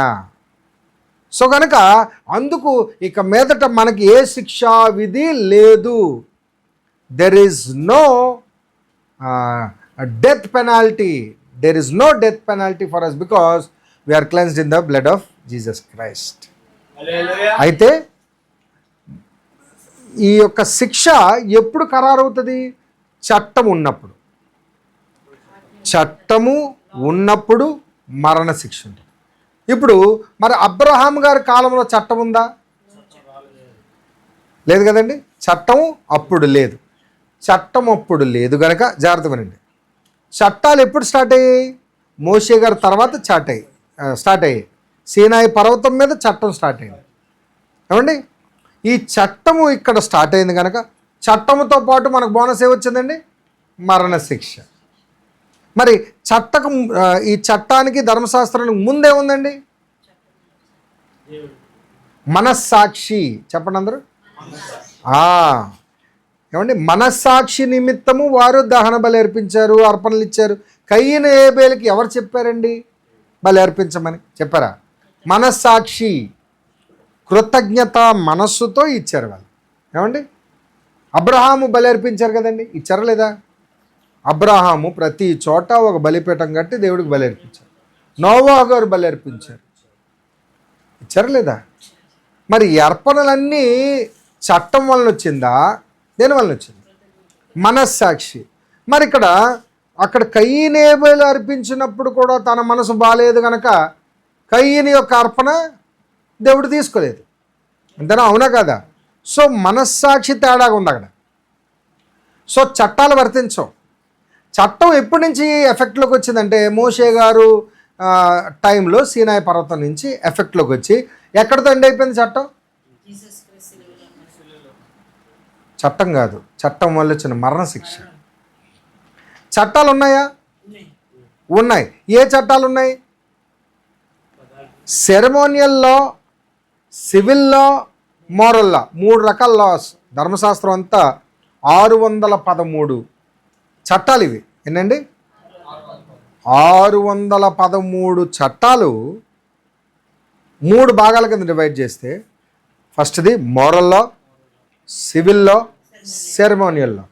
ఇప్పుడు సెరమోనియల్ లా అంటే గొర్రెపిల్లని తేవటం, గొర్రెపిల్లని తీసుకురావటం, ఏమంటే గుడారంలోకి ఇలా వెళ్ళటం, ఆ డ్రెస్ వేసుకోవడం, ఇది వేసుకోవడం, నియమ నిబంధనలు సెరమోనియల్ లా. అవి మనకు వర్తించవు. ఇప్పుడు మనం అలాగే అంగీ వేసుకోవాలా, అలాగే బలి అర్పించాలా? సెరమోనియల్ లేదు మనకి, రైట్? ఇప్పుడు మనకు ఉన్నది ఏంటంటే moral law and civil. Civil లా కూడా, సివిల్ లాలో ఉన్న మరణశిక్షలు లేవు, ఏమండి? లా ఉంది. సో దొంగతనం చేయకూడదు, ఏమంటే అబద్ధ సాక్ష్యం పలకూడదు, మత్సర పడకూడదు, వ్యభిచరింపకూడదు, తల్లిదండ్రులను దూషించకూడదు, ఏమండి ఏమండి ఇంకా దాని నుంచి వచ్చిన మరణం క్రీస్తు కృప వలన కొట్టివేయబడింది, క్రీస్తు త్యాగం వలన కొట్టివేయబడింది. సో కాబట్టి ఇప్పుడు ఈ యొక్క మనం చెప్పబడుతున్న ఈ యొక్క సెక్షువల్ రిలేషన్షిప్స్ గురించి, కొన్ని పాపముల గురించి, దానికి ఇవ్వబడిన మరణశిక్షల గురించి, ఏమండి మనము పాత నిబంధనల్లో చట్టం తర్వాత చట్టం ముందు కొన్ని ఎగ్జాంపుల్స్ పోలిస్తాను. నీట్గా రాసుకోండి, సబ్జెక్ట్ బాగా రాసుకోండి. ఫస్ట్ వన్ 7వ వచనం చదవండి. లేవియాకాండం 18వ అధ్యాయము 7వ వచనం రాసుకోండి, ముందు రాసుకోండి సబ్జెక్ట్. 7వ అధ్యాయము చదవండి. నీ తండ్రి మానాచారము కానీ నీ తల్లి మానాచారమును తీయకూడదు. మీరు ఆదికాండంలో ఉన్నారా, లేవియాకాండంలో ఉన్నారా? లేవియాకాండం 18వ అధ్యాయము 7వ వచనం అండి. నీ తండ్రికి మానాచారముగా నున్న నీ తల్లి మానాచారమును తీయకూడదు. ఆమె నీ తల్లి, ఆమె మానాచారము తీయకూడదు. ఏమండి, అర్థమవుతుందండి? ఓకే, జాగ్రత్త గమనించండి. తండ్రి మానాచారము, ఏమండి, నేకెడ్గా తల్లిని తండ్రిని చూడకూడదు. ఏమండి, నేకెడ్గా ఉన్న నీ తల్లిని తండ్రిని చూడకూడదు. Do not see your bare naked parents. ఇది పాత నిబంధన గ్రంథంలో జరిగింది. ఎక్కడ జరిగింది చెప్పండి?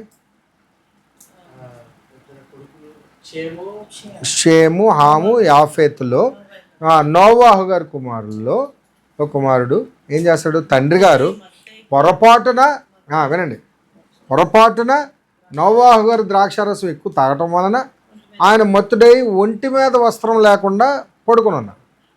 ఇప్పుడు అతని కుమారులు వచ్చి చూస్తారు, అది బై మిస్టేక్. ఏమండి, కానీ చట్టం ఎనేబుల్ అయిన తర్వాత దేవుడు ఏం చెప్పారు? You should not see your naked parents. ఏమండి, చట్టం వచ్చింది. ఇది ఇప్పుడు ఏమవుతుంది? ఈ చట్టం వలన పాపం ఎంటర్ అవుతుంది, పాపం వలన మరణశిక్ష ఎంటర్. ఏమండి, అవునా? ఓకే, ఇప్పుడు ఎగ్జాంపుల్ అర్థమైంది నీకు? ఇలాగనమాట. మళ్ళీ ఇంకొక ఎగ్జాంపుల్ చెప్తాను. ఇప్పుడు అబ్రాహాం గారి గురించి ఆల్రెడీ చెప్పుకున్నాం కదా, అది ఎక్కడుంది? 9వ వచనం ఇప్పుడు చదివాం కదా. ఇప్పుడు అది కాదండి, లేవియాకాండంలో 9వ వచనం. తండ్రి ఇంటి వారినైనను లేకపోతే తల్లి ఇంటి వారినైనా సహోదరుని మానాచారము తీయకూడదు. రైట్, అది మనకు ఆది కాండము 18 ఇందాక చదువుకున్నాం 20 అధ్యాయము 12వ వచనంలో మరి అబ్రహాం గారు చెప్తారు. Right, okay, right. దాని తర్వాత మరొక ఉదాహరణ చెప్తాను. ఇప్పుడు 18వ అధ్యాయము 8వ వచనంకి వెళ్ళండి. నీ తండ్రి భార్య మానాఛాదమును తీయకూడదు, అది నీ తండ్రిది. అంటే జనరల్గా వినండి, తండ్రి మానాఛాదం అంటే అర్థం ఏంటి? తండ్రి మానాఛాదం అంటే ఇప్పుడు ఫాదర్స్ కాంకబైన్స్ కానివ్వండి, ఫాదర్స్ వైఫ్స్ కానివ్వండి, వారితో లైంగిక సంబంధం పెట్టుకోకూడదు. ఇది కూడా జరిగింది. ఎక్కడ జరిగింది చెప్పండి?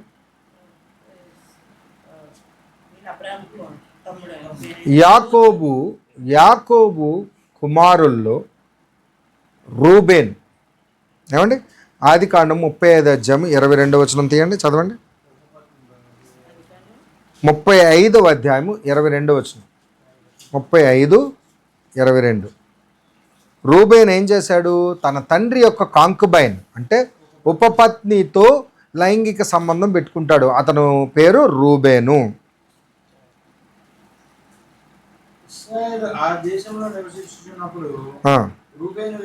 రూబేను వెళ్ళి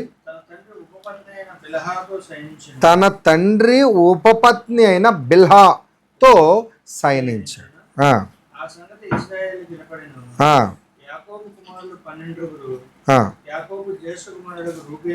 అది జ్యేష్ఠ కుమారుడు రూబేన్ ఏం చేశాడండి? ఫస్ట్ బార్న్ రూబేన్ ఏం చేశాడండి? తండ్రి యొక్క ఉపపత్ని కాంకుబైన్తో సెక్షువల్ రిలేషన్షిప్ పెట్టుకున్నాడు. కాబట్టి ఇప్పుడు జాగ్రత్తగానండి, మరి రూబేన్ ఎందుకు చచ్చిపోలేదు? చట్టం ఎనేబుల్ అవ్వలేదు. ఏమండి? ఆ రోజు అది పాపమా కాదా? పాపమే. అయితే జాగ్రత్తగానండి, అది పాపమే, కానీ మరణశిక్ష అతనికి విధించబడలేదు. ఇక్కడ లేవియా కాండములో ఈ జనాభాలో మనకు 20 అధ్యాయంలో చూస్తే, ఇందులో 20 అధ్యాయంలో ఏ ఏ పాపాలకి ఏ ఏ శిక్షలు ఉన్నాయి కదా, అన్నిటికీ మరణశిక్షే. అందరినీ రాళ్లతో కొట్టి చంపవలను, వారిని మీ యొక్క రికార్డ్స్లో తీసేయండి. ఎందుకు అంత స్ట్రిక్ట్గా? బికాజ్ చట్టం ఎనేబుల్ అయింది. మరి అంతకుముందు అది పాపం కాదా? పాపమే. అది మనస్సాక్షి నిమిత్తము దేవుడు తీర్పిస్తున్నాడు. సో ఆ పాపమునకు, చట్టంలో ఉన్న పాపమునకు క్రీస్తు తర్వాత ఇప్పుడు మరి ఆ యొక్క చట్టాలు లేవు. చట్టం ఉంది, సివిల్ లా ఉంది, ఏమండి, మోరల్ లా ఉంది, మరణశిక్ష లేదు.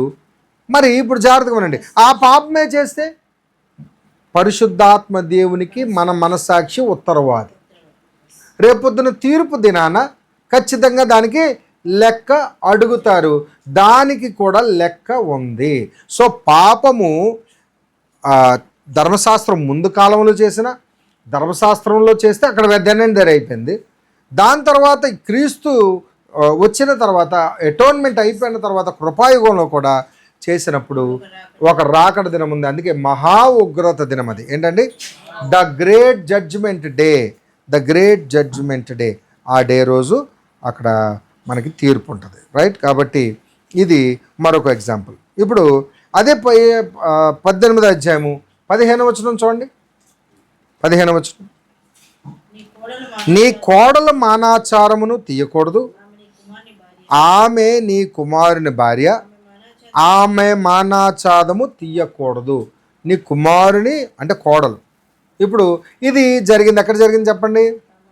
ఆది కాండము 38వ అధ్యాయము. తామారు యోధా గారు. అవునా? తెలియకనే అది కూడా జరిగిందా లేదా? మరి యోధా గారు ఎందుకు చనిపోలేదు వెంటనే అంటే అక్కడ చట్టము అమలు చేయబడదు. కానీ అది పాపమా? అతను అన్నాడు నేను పాపిని అని ఒప్పుకున్నాడు కదా, అంతేనా? నా కోడల కన్నా నేను చాలా పాపిని, నా కోడలే పరిశుద్ధురాల, నీతిమంతురాల. సో కాబట్టి అర్థమైంది. ఇప్పుడు పాపము అనేది దేవునికి అసహ్యం.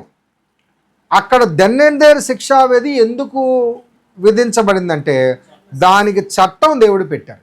ఇప్పుడు జాగ్రత్తగా, ఇవి అంతకుముందు నుంచి జరుగుతున్నాయి.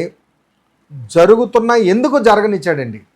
అబ్రహాము సహోదరులు పెళ్లి చేసుకున్నప్పుడు ఎందుకు జరగనిచ్చాడు దేవుడు?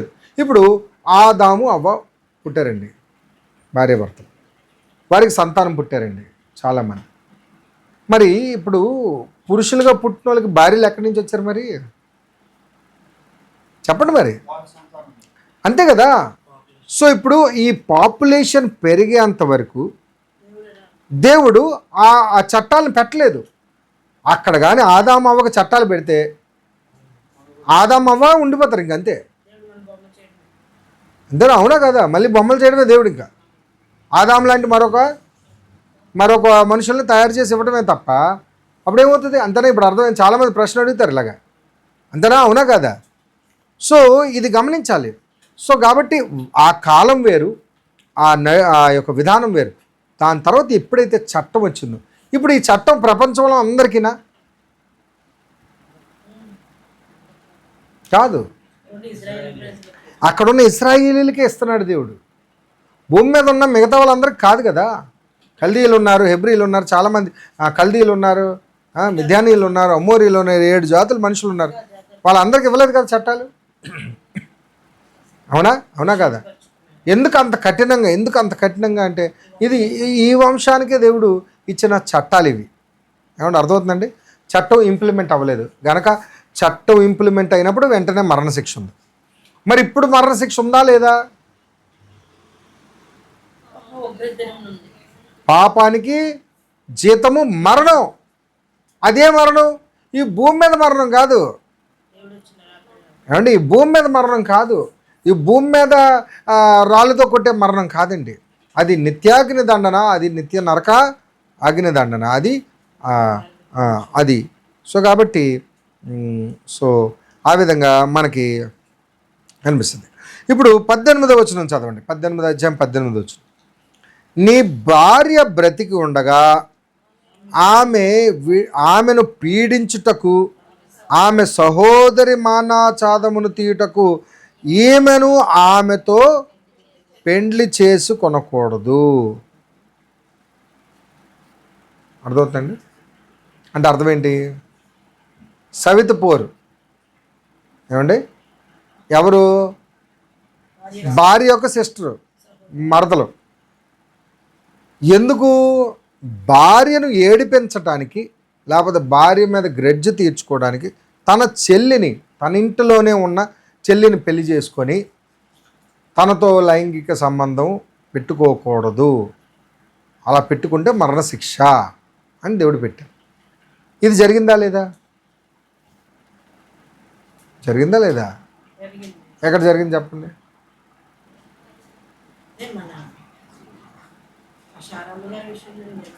యాకోబు గారు 2 అక్క చెల్లెల్ని పెళ్లి చేసుకున్నారు. ఎవరు? లేయా, రాహేల్. లేయా అంటే అస్సలు ఇష్టం ఉండదు ఇతనికి. లేయాని పట్టించుకునేవాడు కాదు. అవునా కాదు చెప్పండి? లేయాతో ఏదో మామూలు కాపురం చేస్తున్నాడు కానీ ఇష్టం లేదు, మనసు లేదు అతని మీద. కానీ మనసు అంతా ఎక్కడుంది? రాహేల్ మీద ఉంది. అవునా కదా? లేయా ఎంత బాధపడింది, ఏడ్చింది, దుఃఖపడింది, చాలా రోజులు ఏడ్చింది. అవునా కదా? తాను ప్రేమించట్లేదు తన భర్తని ఏడ్చింది. మరి ఇప్పుడు యాకోబుని దేవుడు ఎందుకు వెంటనే మరణశిక్షకు అప్పచెప్పలేదు? అది డిఫరెన్స్. అర్థమైందా? ఓకే, గమనించండి. ఇక్కడ ఇశ్రాయేలీలకు వచ్చేసరికి ఈ చట్టం అమలుపరచబడుతుంది. రైట్? దేవునికి స్తోత్రం చెప్పండి. రైట్. ఇప్పుడు 21వ వచనం చదవండి. నెక్స్ట్ వచనం.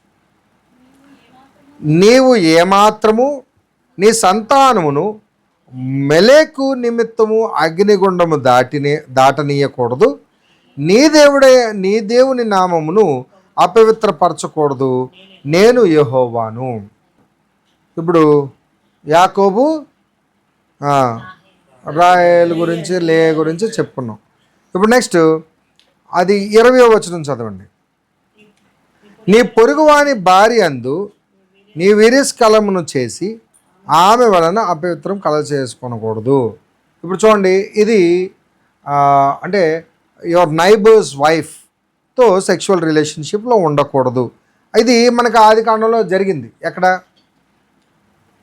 39వ అధ్యాయంలో యోసేపు గారిని పోతిఫర్ భార్య బలవంతం చేసిందా లేదా? అక్కడ అతడు ఏం చేశాడు? రెసిస్ట్ చేశాడు. అవునా కాదు చెప్పండి? Okay, right. దాని తర్వాత నెక్స్ట్ ఎగ్జాంపుల్ 21వ వచనం చదవండి. నీవు ఏమాత్రము నీ సంతానమును మెలెకు నిమిత్తము అగ్నిగుండము దాటినీయకూడదు, నీ దేవుని నామమును అపవిత్రపరచకూడదు, నేను యెహోవాను. ఇందుకే ఇవి పాతకాలంలో జాగ్రత్త గమనించండి. పాతకాలంలో ఈ ఆచారం ఉండింది. చెప్పాను కదా, అన్యులు ఏం చేసేవారంటే మొలెకు అనే దేవతను వారు బాగా ఆరాధించేవారు. అమోరియుల యొక్క దేవత. ఏమండి, అమోరియులు రాసుకోండి.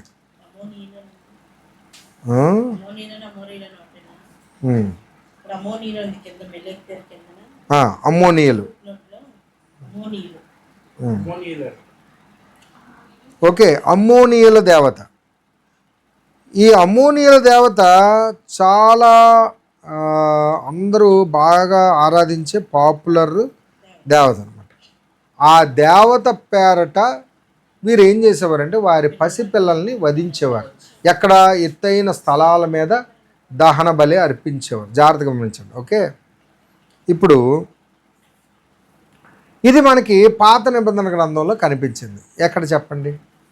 అబ్రహాం గారు ఇస్సాక్ గారిని ఆ యొక్క కొండ మీద శిరస్సు మీద శిఖరం మీద బలి ఇవ్వడానికి సిద్ధమయ్యారు అంటున్నారా? ఇక్కడ దేవుడు జాగ్రత్తగా ఉండి ఎందుకు ఆపేశారంటే ఆయనకి బలి అవసరం లేదు.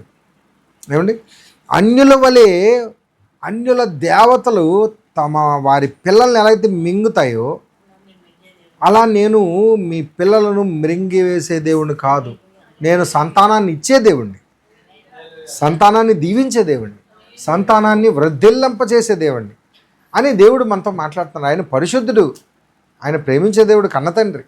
సో కాబట్టి అబ్రహాము ఇస్తాడా లేదా, దేవుని మీద అతని మనసు ఉందా లేదా అని పరీక్షించుటకు ఆ యొక్క శిఖరం మీదకి తీసుకొచ్చింది. ఏమండి, ఆ ఆచారం ఆ రోజుల్లో అంతా దేశంలోమి ప్రపంచవ్యాప్తంగా ఆ రోజుల్లో ఉంది. అయితే మరి ఇదే సందర్భం జాగ్రత్తగా గమనించండి. ఇదే సందర్భం ధర్మశాస్త్రం తర్వాత జరిగింది. ధర్మశాస్త్రం తర్వాత చాలామంది చేశారు. వారిలో ఎవరు చేశారంటే ముఖ్యుడు, మరి ప్రధానుడు, మరి మహాజ్ఞాని సొలొమోను చేశాడు. ఏమండి, చూద్దాం ఒకసారి మొదటి రాజుల గ్రంథం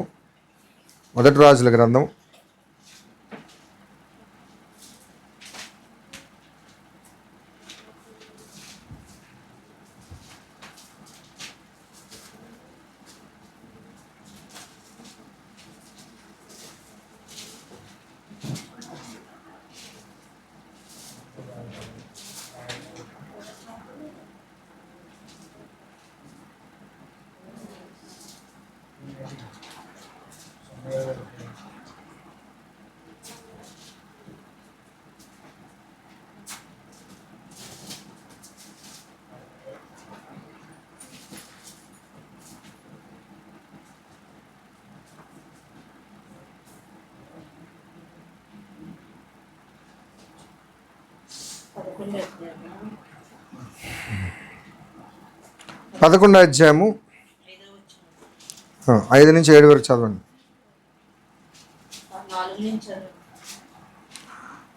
మొదటి రాజుల గ్రంథము 11వ అధ్యాయము 4 నుంచి చదవండి. సొలొమోను వృద్ధుడైనప్పుడు అతని భార్యలు అతని హృదయమును ఇతర దేవతల తట్టు త్రిప్పగా, అతని తండ్రి అయిన దావీదు హృదయం వలె అతని హృదయము దేవుడైన యెహోవా ఎడల యథార్థము కాకపోయెను. సొలొమోను అష్టారోతు అను సిదోనీయుల దేవతను, మిల్కోము అను అమ్మోనీయుల హేయమైన దేవతను అనుసరించి నడిచెను. ఆ ప్రకారము సొలొమోను యెహోవా దృష్టికి చెడు నడతను నడిచి తన తండ్రి అయిన దావీదు అనుసరించినట్లు యథార్థంతోనూ యెహోవాను ఆచరించలేదు.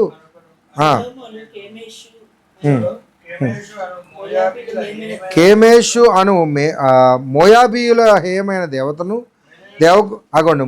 మెలెకు అను అమ్మోనీయుల హేయమైన దేవతకు ఎక్కడ ఏం చేశారండి? యెరూషలేము ఎదుటనున్న కొండ మీద. ఎంత చాలా దౌర్భాగ్య పరిస్థితి చూడండి. పలులు స్త్రీ వలె తన భార్య నిమిత్తం అతడిలాగా చేశాను. భార్యల నిమిత్తం అలా చేసుకుంటూ వచ్చాడు. కోపం వేసినట్టు ఏమంటే ధూపం వేసాడంటండి. ఏమంటే అర్థమవుతుందండి ఎంత భయంకరమైనది. ఏమండి సో ఇక్కడ మరి ఒకటే ఒక్క విషయం, ఇక్కడ ధర్మశాస్త్ర ప్రకారం ఏం చేయాలి? ఇతన్ని కొట్టి రాళ్ళతో కొట్టి మొలేకుకు మరి ధూపం వేశాడు, బలి అర్పించాడు. అక్కడ ఏం చేయాలా ధర్మశాస్త్ర ప్రకారంగా? అది జాగ్రత్త గమనించండి. ఇక్కడ మీకు ఒకటి చిన్నది కనిపిస్తుంది. తన తండ్రిని బట్టి, తన తండ్రికి వాగ్దానం చేసిన ఆ వాగ్దానం బట్టి ఈ కొడుకు అయిన సొలొమోన్ని మరణశిక్షకు అప్పచెప్పలేదు. కానీ సొలొమోను జీవితం అంతా పాడైపోయి, రాజ్యం అంతా చిన్నాభిన్నమైపోయి, తన కుమారులు పాడైపోయారు, తన రాజ్యం చీలిపోయింది. ఏమండి సొలొమోను తర్వాత ఇక రాజ్యం 2 విడిపోయాయి. ఏమండి 10 గోత్రాలు ఒక రాజ్యం అయిపోయింది, మిగతా 2 గోత్రాలు ఒక రాజ్యం అయిపోయింది. ఏమండి యోధా గోత్రము, బెంజామీన్ గోత్రం, మిగతా 10 గోత్రాలు ఇజ్రాయేల్ రాజ్యంగా అయిపోయింది. యోధా రాజ్యములో ఉన్న 2 గోత్రాలు, యోధా గోత్రము, బెంజామీన్ గోత్రం. ఏమండి బెన్యామీన్ గోత్రం. ఓకే, ఇది సొలొమోను యొక్క చేసిన విధానం. ఇప్పుడు దీని తర్వాత నెక్స్ట్ మరొక ఎగ్జాంపుల్. ఓకేనండి, స్పీడ్గా వెళ్ళిపోదాం. లేవియాకాండం 18వ అధ్యాయం 22 నుంచి 28 వరకు అని రాసుకోండి. సబ్-హెడ్డింగ్ 18వ అధ్యాయము 22 నుంచి 28 వరకు. ఇక్కడ సబ్-హెడ్డింగ్స్లో రాసుకోండి. హెడ్డింగ్స్ ఏంటంటే homosexuality, lesbian sexuality, animal sex, ఏమండి స్వలింగ సంపర్కం,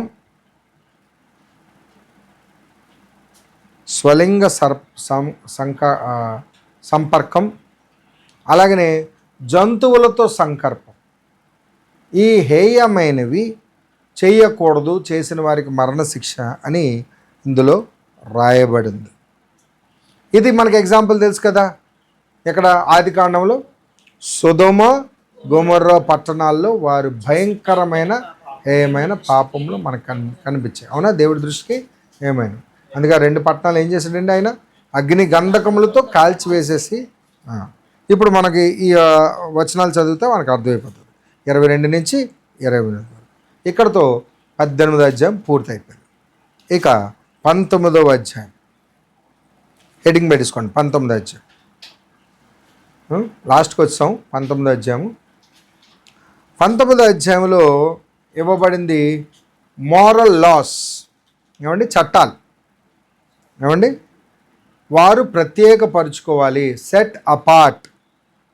ఏమండి జాగ్రత్తగా గమనించండి. ఇందాక నేను చెప్పాను, సెట్ అపార్ట్ ప్రత్యేకపరచుకోవటం, పరిశుద్ధపరచుకోవడం. మీరు ఎందుకు పరిశుద్ధులై ఉండవలను? చూడండి 2వ వచనం చూడండి. మీరు పరిశుద్ధులై ఉండవలను, మీ దేవుడని యెహోవా నాకు నేను పరిశుద్ధుడనై ఉన్నాను. Because I'm holy you should be holy. అంటే అర్థం ఏంటంటే ప్రత్యేకపరచుకోవటం. జాగ్రత్తగా వినండి, set apart and be special. అది ఆఖరికి మన వస్త్రధారణలో కూడా స్పెషల్గా ఉండాలి. అందుకే ఇందాక చెప్పాను చూడండి, వీరు వస్త్రధారణ ఇందాక చెప్పాను ముసుగులు వేయండి అన్న. అవునా, చర్చికి వెళ్ళినప్పుడు ఓ పద్ధతి అయిన వస్త్రధారణ వేసుకోవాలి, ఒక నీటి వస్త్రధారణలో ఉండాలి. ఇందాక చెప్పానా లేదా? దేవుడు చెప్పారు I am holy you should be holy. అంటే హోలీ అంటే పరిశుద్ధంగా ఉండడం కాదండి. ఆయన పరిశుద్ధుడు కనుక ఆయన కొరకు మనం పరిశుద్ధులుగా ఉండడం, పరిశుద్ధంగా ఉండడం అండి. పరిశుద్ధులుగా ఉండండి అంటే అర్థం ఏంటంటే మనకు మనం ఎలా పరిశుద్ధులం అయిపోతాం? ఆయన కొరకు మనం బ్రతికితే ఆయనలో మనం పరిశుద్ధులం అవుతాం. ఆయన నిబంధనల ప్రకారం బ్రతికితే, ఆయన కుమారుడైన యేసుక్రీస్తు నామంలో మనం రక్షణ పొందుకుంటే మనం పరిశుద్ధులుగా అవుతాం. ఏమండి? సో క్రీస్తు కొరకు ప్రత్యేకంగా ఉండాలి మనం. సో క్రీస్తు కొరకు ప్రత్యేకంగా ఎలా ఉండాలి? ఈ లోకానికి మనకి తేడా ఉండాలి. ఏమంటే అర్థమవుతుందండి? అది మాట, చూపు, ప్రవర్తన, వస్త్రధారణ, ఎవ్రీథింగ్. It includes everything. నీకు లోకానికి తేడా ఉండాలండి, ఉండాలి. మనకి లోకానికి తేడా ఉండాలి. అది పరిశుద్ధత అంటే. పరిశుద్ధత అంటే ఏదో మనం చేతిక్రియలు చేయడం వల్ల కాదు, సెట్ అపార్ట్, ప్రత్యేకపరచుకోండి. మీరు చాలా డిఫరెంట్గా ఉండాలి లోకానికి. మిమ్మల్ని చూస్తేనే చాలా డిఫరెంట్గా అనిపించాలి మీరు. అవన్నీ ఇందులో ఉంటాయి. మీకు ఎగ్జాంపుల్స్ చెప్తాను ఇప్పుడు, ఎలా ఆ డిఫరెన్సెస్ ఏంటనేది కొన్ని ఎగ్జాంపుల్స్ చెప్తాను. 19వ అధ్యాయం 10వ వచనం చూడండి. ఇప్పుడు ఎగ్జాంపుల్, నీ ఫలవృక్ష తోటలో రాలిన పండ్లను ఏరుకొనకూడదు, బేదలకును పరదేశులకును వాటిని విడిచిపెట్టవలెను. సింపుల్ ఎగ్జాంపుల్ అండి. పొలంలోంచి పనలు తెచ్చుకుంటున్నాం, వెనకాతల కొన్ని రాలే, కొన్ని ఫలాలు బొట్టలోంచి కింద పడిపోయాయి. ఏమంటే మామిడి తోటలోంచి మామిడి పళ్ళు తెచ్చుకుంటున్నాం, బొట్టలోంచి కిందకి పడిపోయాయి. వెనక్కి వెళ్ళి వెంటనే ఏరుకోకూడదు. అంటే అర్థం ఏంటంటే ఇక్కడ చూడండి, నీ యొక్క బిహేవియర్ కూడా చాలా డిఫరెంట్గా ఉండాలి, లోక తీరులో ఉండకూడదు. అందుకే చెప్తాను చూడండి, ప్రతి ఆదివారం కూడా చెప్తాను, మీరు లోకస్తులు వేరే ధన సంపాదన కొరకు ఈ పరిశుద్ధ దినాన్ని కూడా వదులుకొని ఎంగిలి చేసుకొని, మనసుని ఎంగిలి చేసుకొని, లోకానికి మీకు వ్యత్యాసం ఉండాలి. వీరు చాలా పవిత్రంగా ఉంటారండి, ఆదివారము ఆరాధన అంటే ప్రత్యేకపరుచుకుంటారండి, ప్రార్థనలు అంటే అసలు వీరు ఉద్యోగాలు వదిలిపెట్టేస్తారండి, అంటే చాలా స్ట్రిక్ట్గా ఫాలో అవుతారండి, అంటే వీరు చాలా స్పెషల్గా ఉంటారండి. అది మన మార్క్, అది మన బిహేవియర్లో కూడా కనిపించాలి అంటున్నాడు. సింపుల్ చిన్న మ్యాటర్ అది. ఏంటి, బుట్టతో నువ్వు ఫలాలు తెచ్చుకుంటున్నావు, కింద పడిపోయింది, వెనక్కి అంటే నీ మనసు దాతృత్వం కూడా స్పెషల్గా ఉండాలి. ఏమండి, నీ దాతృత్వం పెట్టే విధానం అది బేదలకు వదిలే. అది ఈ రోజుల్లో అయితే చెప్పండి, వదిలేస్తాం మనం. ఏమండి, సో ప్రత్యేకపరుచుకోవాలి మనం, అలా స్పెషల్గా ఉండాలి మనం. ఇప్పుడు కొన్ని చెప్తాను, కొన్ని పాయింట్లు రాసేసుకోండి రెఫరెన్స్లు కాకుండా. ఏంటి మొదటిది పర్సనల్ కాండక్ట్, వ్యక్తిగత సాక్ష్యము, CONDUCT, పర్సనల్ కాండక్ట్, వ్యక్తిగత సాక్ష్యము. తర్వాత తల్లిదండ్రులను చూసే విధానం, తల్లిదండ్రులను దూషించకూడదు, తల్లిదండ్రులు ఏం చేయకూడదండి, అది కూడా స్పెషల్గా ఉండాలి. మీరు యవనస్తులారా వింటున్నారా, తల్లిదండ్రుల మీద చాలే చేస్తాంలే అని తిరిగి అరవడం కానీ కేకలేయడం కానీ, తల్లిదండ్రులు దూషించకూడదు, వెరీ స్పెషల్గా ఉండాలి. చూడండి, ఎవ్రీథింగ్ ఎంత చక్కగా దేవుడు మనకు చెప్పారు తెలుసా. ఇవి మనకు మనం ప్రత్యేకపరచుకునే విధానం. ప్రత్యేకపరచుకోవడం అంటే తలబట్టలు వేసుకొని చర్చికి వెళ్ళిపోయి స్తోత్రం అనడం కాదు. ఈ బిహేవియరల్ ప్యాటర్న్స్ కూడా మనము కనపరచాలి సొసైటీకి. We are so special and we are the signs of God. దేవుని పరిశుద్ధ జనమని, దేవుని పిల్లలమని వారు గుర్తించాలి మనలో, మన బిహేవియర్లో. ఇవన్నీ ప్యాటర్న్స్ చదవండి ఈ అధ్యాయం తర్వాత ఇంటికి వెళ్ళాక ఏమేమి ఉంటాయో. ఇప్పుడు చెప్తాను చూడండి. పేరెంట్స్ ని చూసే విధానం రాసుకోండి. తర్వాత సబ్బాతు దినం, విశ్రాంతి దినాన్ని ఆచరించవలసిన విధానం. తర్వాత విగ్రహారాధన ఏం చేయకూడదు, ఏం విగ్రహారాధన వ్యభిచారం అనే దాని గురించి. అలాగనే మరి ఫారినర్స్ అంటే మరి పరదేశుల్ని ఏ విధంగా చూడాలి, విశ్రాంతి దినమును చూడకూడదు, ఐడలేటరీస్, విగ్రహారాధన గురించి. తర్వాత మరి పరదేశుల్ని ఏ విధంగా కనికరించాలి, ఏ విధంగా చూడాలి పరదేశుల్ని. అలాగే దొంగతనం చేయకూడదనేది. మరి మీ యొక్క బంధువులు రక్త సంబంధుల మీద ద్వేషము కోపం పెట్టుకొని ఉండకూడదని. దాని తర్వాత విచ్ క్రాఫ్ట్ యాక్టివిటీస్ని దేశం నుంచి బహిష్కరించి చంపివేయాలని. ఏమండి, దాని తర్వాత ఇంకో పాయింట్ అండి, ఇదిగోండి,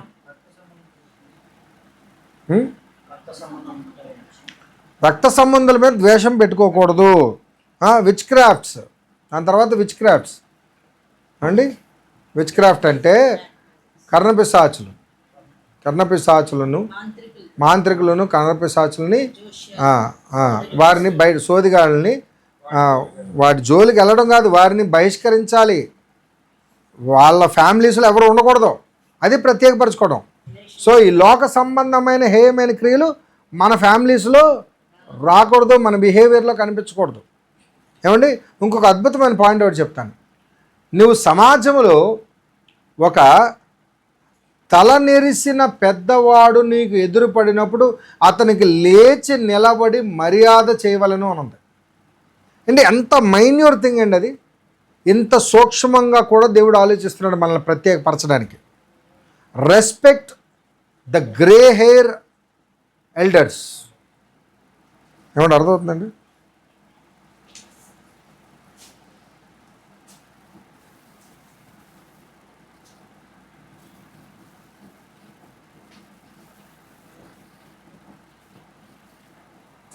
దాని తర్వాత డు నాట్ ఈట్ బ్లడ్, రక్తమును తినకూడదు. ఇందులో వస్తుందండి రక్తమును తినకూడదు. ఈ అధ్యాయంలో వచ్చే పాయింట్లు చెప్తున్నాను సార్, 19వ అధ్యాయంలో వచ్చే పాయింట్లు ఇవన్నీ. దాని తర్వాత నీ పొలంలో డిఫరెంట్ సీడ్స్ వేయకూడదు. అంటే ఒకే పొలంలో 2 రకాల విత్తనాలు వేయకూడదు. 2 రకాల విత్తనాలు వేయకూడదు, ఒక విత్తనమే వేయాలి. ఒక పొలంలో ఒక విత్తనమే. అదేంటంటే అంత పర్టికులర్గానా? Yes, God says that you should be so special to the world. అదేంటండి వీళ్ళు చాలా కట్టడిగా ఖచ్చితంగా ఉంటారు, ప్రత్యేకంగా ఉంటారు వీళ్ళు. లోకం చూడాలి ఆ ప్రత్యేకతలు నీలో. ఇంకా విచిత్రం చెప్పమంటారా? ఇంకా విచిత్రం చెప్పమంటారా? పూజ, నువ్వు టీషర్ట్ ఏదేసావమ్మా? షర్ట్ కాటన్ కదా, చున్నీ ఏంటన్నా సిల్క్ కదా. ఇక్కడ ఏమన్నా తెలుసా? చదువుతాం ఒకసారి.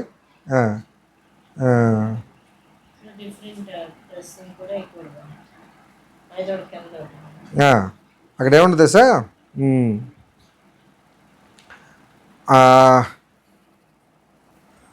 వారి వస్త్రముల్లో డిఫరెంట్ వస్త్రాలు కూడా వేయకూడదు.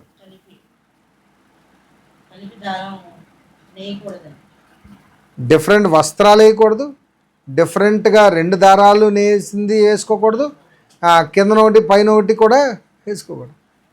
అంటే ఇవన్నీ మనకు వర్తిస్తాయండి? వర్తించవు కదా. అర్థమవుతుందండి?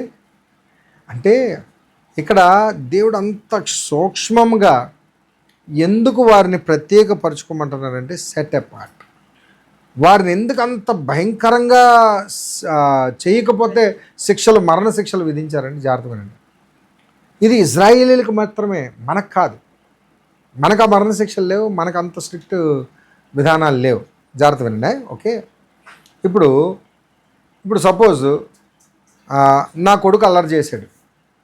నా కొడుకుని ఏమంటాను? రైట్, మాట వినకపోతే ఈరోజు నీకు దెబ్బలు పడతాయి. ఎదురింట్లోనో పక్కింట్లోనో పిల్లోడు గోల్ చేస్తున్నాడు, ఆడి దగ్గరికి వెళ్ళారే నీకు దెబ్బలు పడతాయి అని కర్ర తీసి బాగుతానా? నా పిల్లోడు కనుక నా పిల్లోడిని కొట్టుకుంటాను. ఏమండి, నా పిల్లోడు ఫోన్ తీస్తాడు, నా ఫోన్లోనేమో అలాగ వీడియోలు రీల్స్ ఏవో చూస్తున్నాడు అనుకో. సపోజ్ ఏమంటాను, కర్ర తీసుకొని 2 వేసి మళ్ళీ తీసావా ఈసారి మళ్ళీ వాతలు పడతాయి, దెబ్బలు పడతాయి అంట. అలాగని చెప్పేసి మన వీధిలో ఉన్న ప్రతి ఇంటికి వెళ్ళి ఎవడెవడు ఫోన్లు చూస్తాడో అందరిని కర్రెత్తుకొని బాధేస్తానా? దేవుడు ఈ ఇజ్రాయేలీలను తన సొంత జనముగా ఏర్పాటు చేసుకున్నారు. ఎందుకంటే తన అద్వితీయ కుమారుడైన యేసుక్రీస్తుని ఈ యొక్క వంశావళిలోంచి ఈ భూమి మీదకి పంపించబోతున్నారు. కనుక వారిని ఒక ప్రత్యేక జనముగా తండ్రిగా ఏర్పాటు చేసుకున్నారు. కాబట్టి వారిని ప్రత్యేకపరచడం కోసం ఎన్ని శిక్షలైనా ఎన్ని స్ట్రిక్ట్ రూల్స్ అయినా పెట్టారు ఆయన. అది వారు ఆయన సొత్తు కాబట్టి అది చేస్తున్నాడు ఆయన. ఆ పక్కన ఉన్న జాతులు ఉన్నారు 7 జాతులు కనాని, వారికి ఇలా శిక్షా విధులు పెట్టలేదు, చట్టాలు పెట్టలేదు. సో ఇజ్రాయలైట్స్ ఎందుకు ఇజ్రాయేల్ అని అన్నారు? ఆయన నా కుమారుడు. ఇజ్రాయేల్ అంటే అర్థం ఏంటి? ఇజ్రాయేల్ అని యాకోబు గారికి పేరు మార్చారు. యాకోబు గారికి పేరేం మార్చారండి? ఇజ్రాయేలు. నువ్వు ఇక మీదటి యాకోబు కాదు, ఇజ్రాయేలువి. యాకోబు అంటే మోసగాడు, తంత్రగాడు అని అర్థం. నువ్వు ఒక మోసగాడు కాదు, you are my son from now onwards. ఆ ఇజ్రాయేల్ వంశావళి పుట్టిన జనాభా అందరినీ ఇజ్రాయేలీలు అన్నారు. అంటే పిల్లలు, దేవుని పిల్లలు. సో దేవుని పిల్లలు గనక వారికి స్ట్రిక్ట్ రూల్స్, స్ట్రిక్ట్ పనిష్మెంట్స్. ఓకేనా? అర్థమవుతుందండి? ఇప్పుడు మనందరం కూడా దేవుని పిల్లలమే కదా. సో మనందరం దేవుని పిల్లలము. ఇప్పుడు చట్టముతో దేవుడు మనల్ని శిక్షించట్లేదు, కానీ జాగ్రత్త వినండి. ఏమండి, కృపతోని, ప్రేమతోని, వాత్సల్యముతో మనల్ని దగ్గర చేసుకుంటున్నాడు ఆయన. ఏమైనా స్తోత్రం చెప్పండి. ఇప్పుడు ప్రత్యేకపరుచుకున్నారంటే ఎస్, ప్రత్యేకపరుచుకున్నారు. ఎలా ప్రత్యేకపరుచుకున్నారు? ఆ రోజు చట్టముతో మరణ శిక్షతో ప్రత్యేకపరుచుకున్నారు. ఈరోజు క్రీస్తు బలియాగము ద్వారా ప్రేమ, కృప, వాత్సల్యముతో ఆయన ప్రత్యేకపరుచుకుంటున్నారు. ఆయన మనల్ని పరిశుద్ధాత్మ దేవుడిని అనుగ్రహించి, పరిశుద్ధాత్మ అనే వరము మనకిచ్చి, పరిశుద్ధాత్మ దేవుడు మనలో ఉండి మనల్ని పరిశుద్ధులుగా చేస్తున్నాడు. ఏమంటే అర్థమవుతుందండి? సో ఆ రోజు కాలానికి ఈ రోజు కాలానికి ఉన్న వ్యత్యాసం మనం అర్థం చేసుకోవాలి. అందుకే లేవియా కాండం చదువుతూ హెబ్రీ పత్రికను చదివితే ఈ పరిశుద్ధత అనేది మనకేంటనేది అర్థమవుతుంది. ఏమంటే అర్థమవుతుందండి? సో అంత మైన్యూర్ థింగ్స్లో కూడా చాలా ప్రత్యేకంగా ఉండమని ఎందుకు చెప్పారంటే you have to set apart. ఇప్పుడు చెప్పండి, బీ హోలీ అంటే అర్థం ఏంటి? Set apart. ఇప్పుడు ఆ రోజుల్లో అయితే ఇవన్నీ చెప్పారు. ఇప్పుడు మనకు ఎలా వర్తిస్తాయి చెప్పండి? బీ హోలీ అని ఇప్పుడు అన్నాం అనుకో, ఎలా, ఏం చేయాలి? జాగ్రత్త వినండి. గలతీలు రాసిన పత్రికలో ఏమైనా ఉంటుందంటే తీయద్దు, రాసుకోండి. 5వ అధ్యాయం, గలతీలు రాసిన పత్రిక 5వ అధ్యాయంలో శరీరమునకు ఆత్మకు ఎప్పుడు వైరమే, పోరాటం. ఏమండి? ఫ్లెష్లీ డిజైర్స్కి స్పిరిచువల్ థింగ్స్కి ఎప్పుడు కూడా వైరుధ్యము, పోరాటం జరుగుతుంది. సో సెట్ అపార్ట్ అంటే అర్థం ఏంటంటే శరీర ధర్మాన్ని నిర్వర్తించకుండా ఆత్మానుసారంగా నడుచుకోవడమే సెట్ అపార్ట్. పరిశుద్ధాత్మ చెప్పే విధానంలో నడుచుకోవడమే set apart. Make yourself special. ఈ లోకమంతా శరీర సంబంధమైన ఆలోచనలు, ఈ లోకమంతా భూ సంబంధమైన ఆలోచనలు, ఈ లోకమంతా ఈ భూమి మీద ఉన్న మట్టి సంబంధమైన కోరికలు, ఆలోచన. కానీ ఆత్మ సంబంధాలుగా మారిన మనము వీ షుడ్ సెట్ అపార్ట్. ఎలాగా? లోకస్తుల వలె ప్రవర్తించకూడదు. దేవుని ఆత్మ ప్రకారంగా, ఆయన ఆత్మానుసారంగా నడువు. అందుకే భక్తి జీవితం అంటే ఏంటండి? బాప్తిసం పొందుకున్నాక, బాప్తిసం ఇచ్చినప్పుడు మీకు ఏం చెప్పాను? ఏమన్నాను? పరిశుద్ధాత్మ దేవుడి యొక్క వరమును మీరు పొందుకుంటారు. మీ జీవితకాలమంతా పరిశుద్ధాత్మకు లోబడి ఆయన అనుసరించి నడుచుకుంటూ దేవునికి నిబద్ధత కలిగి ఉంటారని ఒప్పుకుంటున్నారా అని అడిగే కదా బాప్తిసం ఇచ్చారు. దాని తర్వాత సంఘము అనే బాధ్యత మీకు ఉంది కనుక సంఘానికి కూడా అబైడ్ అయి ఉండాలి, సేవకులకి అబైడ్ అయి ఉండాలి. సంఘమునకు జవాబుదారీగా ఉన్నారు కనుక సంఘానికి లోబడి ఉంటారని మీరు ఒప్పుకుంటున్నారా అని అడిగే కదా బాప్తిసం ఇచ్చారు. సో ఇప్పుడున్న పరిశుద్ధ జీవితం ఏంటండి? ఏమండి చెప్పండి. లోకానికి మనకి తేడా ఏంటంటే పరిశుద్ధాత్మ దేవునికి లోబడుతూ ఆయనకు మనం సమర్పించుకోవడమే పరిశుద్ధ జీవితం. దాన్ని సాధన చేయడమే భక్తి జీవితం. అది సాధన చేయడానికి బాప్తిసం తీసుకుని వచ్చాం. అర్థమవుతుందండి? అందరికీ అర్థమవుతుంది, యవనస్తులు. సో కాబట్టి ఈ విధంగా ప్రత్యేకంగా ఉంటాయి. ఏమండి?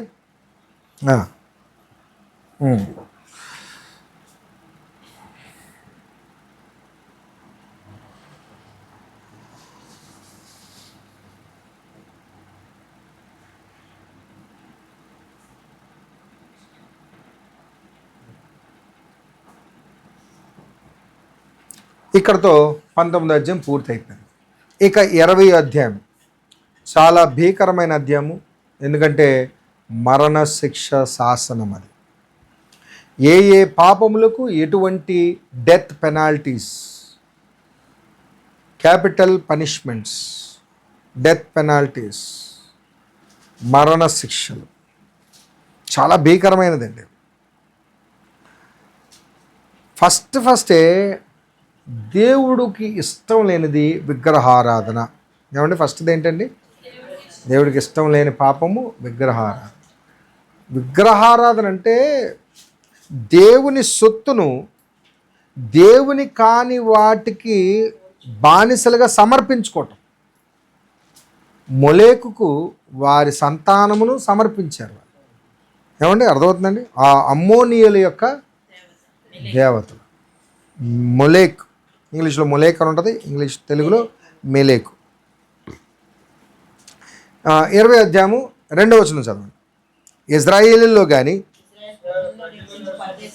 పరదేశుల్లో కానీ ఒకడు ఏమాత్రం తన సంతానమును మొలేకుకు ఇచ్చిన ఎడల వానికి ఏం చెప్పాలండి? ఏం ఇవ్వాలండి? మరణశిక్ష విధింపబడలను. మీ దేశ ప్రజల్లో రాళ్లతో వానిని కొట్టవలెను. ఇది సొలొమోన్ గారు ఏం చేశారండి? ఇదే పని మనం చూసాం మొదటి రాజుల గ్రంథం 11వ అధ్యాయము 7వ వచనంలో ఇందాక చూసాం. తర్వాత కిల్ ద విచ్ క్రాఫ్ట్స్, మరణశిక్ష. అంటే నేను ఇంపార్టెంట్ పాయింట్స్ చెప్తున్నాను. మీరు 20వ అధ్యాయం అంతా చదివితే ఏ పాపాలకి ఏ మరణశిక్షలు అనేది మనకు కనిపిస్తుంది. చాలా బాధాకరమైనది, భయంకరమైనది. విచ్ క్రాఫ్ట్స్ ఎవరు? కర్ణపిశాచులు, సోదిగాళ్ళు, వారికి చూడండి 6వ వచనం చదవండి 20వ అధ్యాయం. మరియు కర్ణపిశాచి గలవారితో సోదిగాండ్రతోనూ వ్యభిచరించుటకు అనుంది. వ్యభిచారం అంటే 2 రకాలు ఉన్నాయి. ఒకటి శారీరక సంబంధమైన వ్యభిచారం, రెండోది ఆత్మీయమైన వ్యభిచారం. అంటే వారితో సాంగత్యం చేసి వారి బుద్ధుల్లో మన బుద్ధులు కలిసిపోయి వారికి లోబడిపోవడం ఆత్మీయమైన వ్యభిచారం అన్నాడు. అందుకే అక్కడ వ్యభిచారం అనే పదం వాడబడింది. అంటే చూడండి, వారితో మనం, అంటే ఇప్పుడు జాగ్రత్తగా ఉండండి, క్రైస్తవులుగా మనం లోక సాంప్రదాయంలోకి వెళ్ళిపోతే మనం ఏం చేసినట్టు? అంతే. దేవుని ఆరాధించవలసిన దినము లోకం ఎలాగైతే డబ్బు వెనకతల పరిగెడుతుందో మనం పరిగెడితే వ్యభిచారం. లోకం ఆదివారం అంటే జాలీ డే, ఎంజాయ్ డే, మందు కొడతాడు, మాంసాలు తింటాడు, ఎంజాయ్ చేయడానికి వెళ్తారు. మనము కూడా అది కోరుకుంటే దేవుని కన్నా ఏది ఎక్కువగా లోకస్తుల దాంట్లోకి మనం వెళ్ళినా ఏంటి, దాన్ని ఏమంటారండి?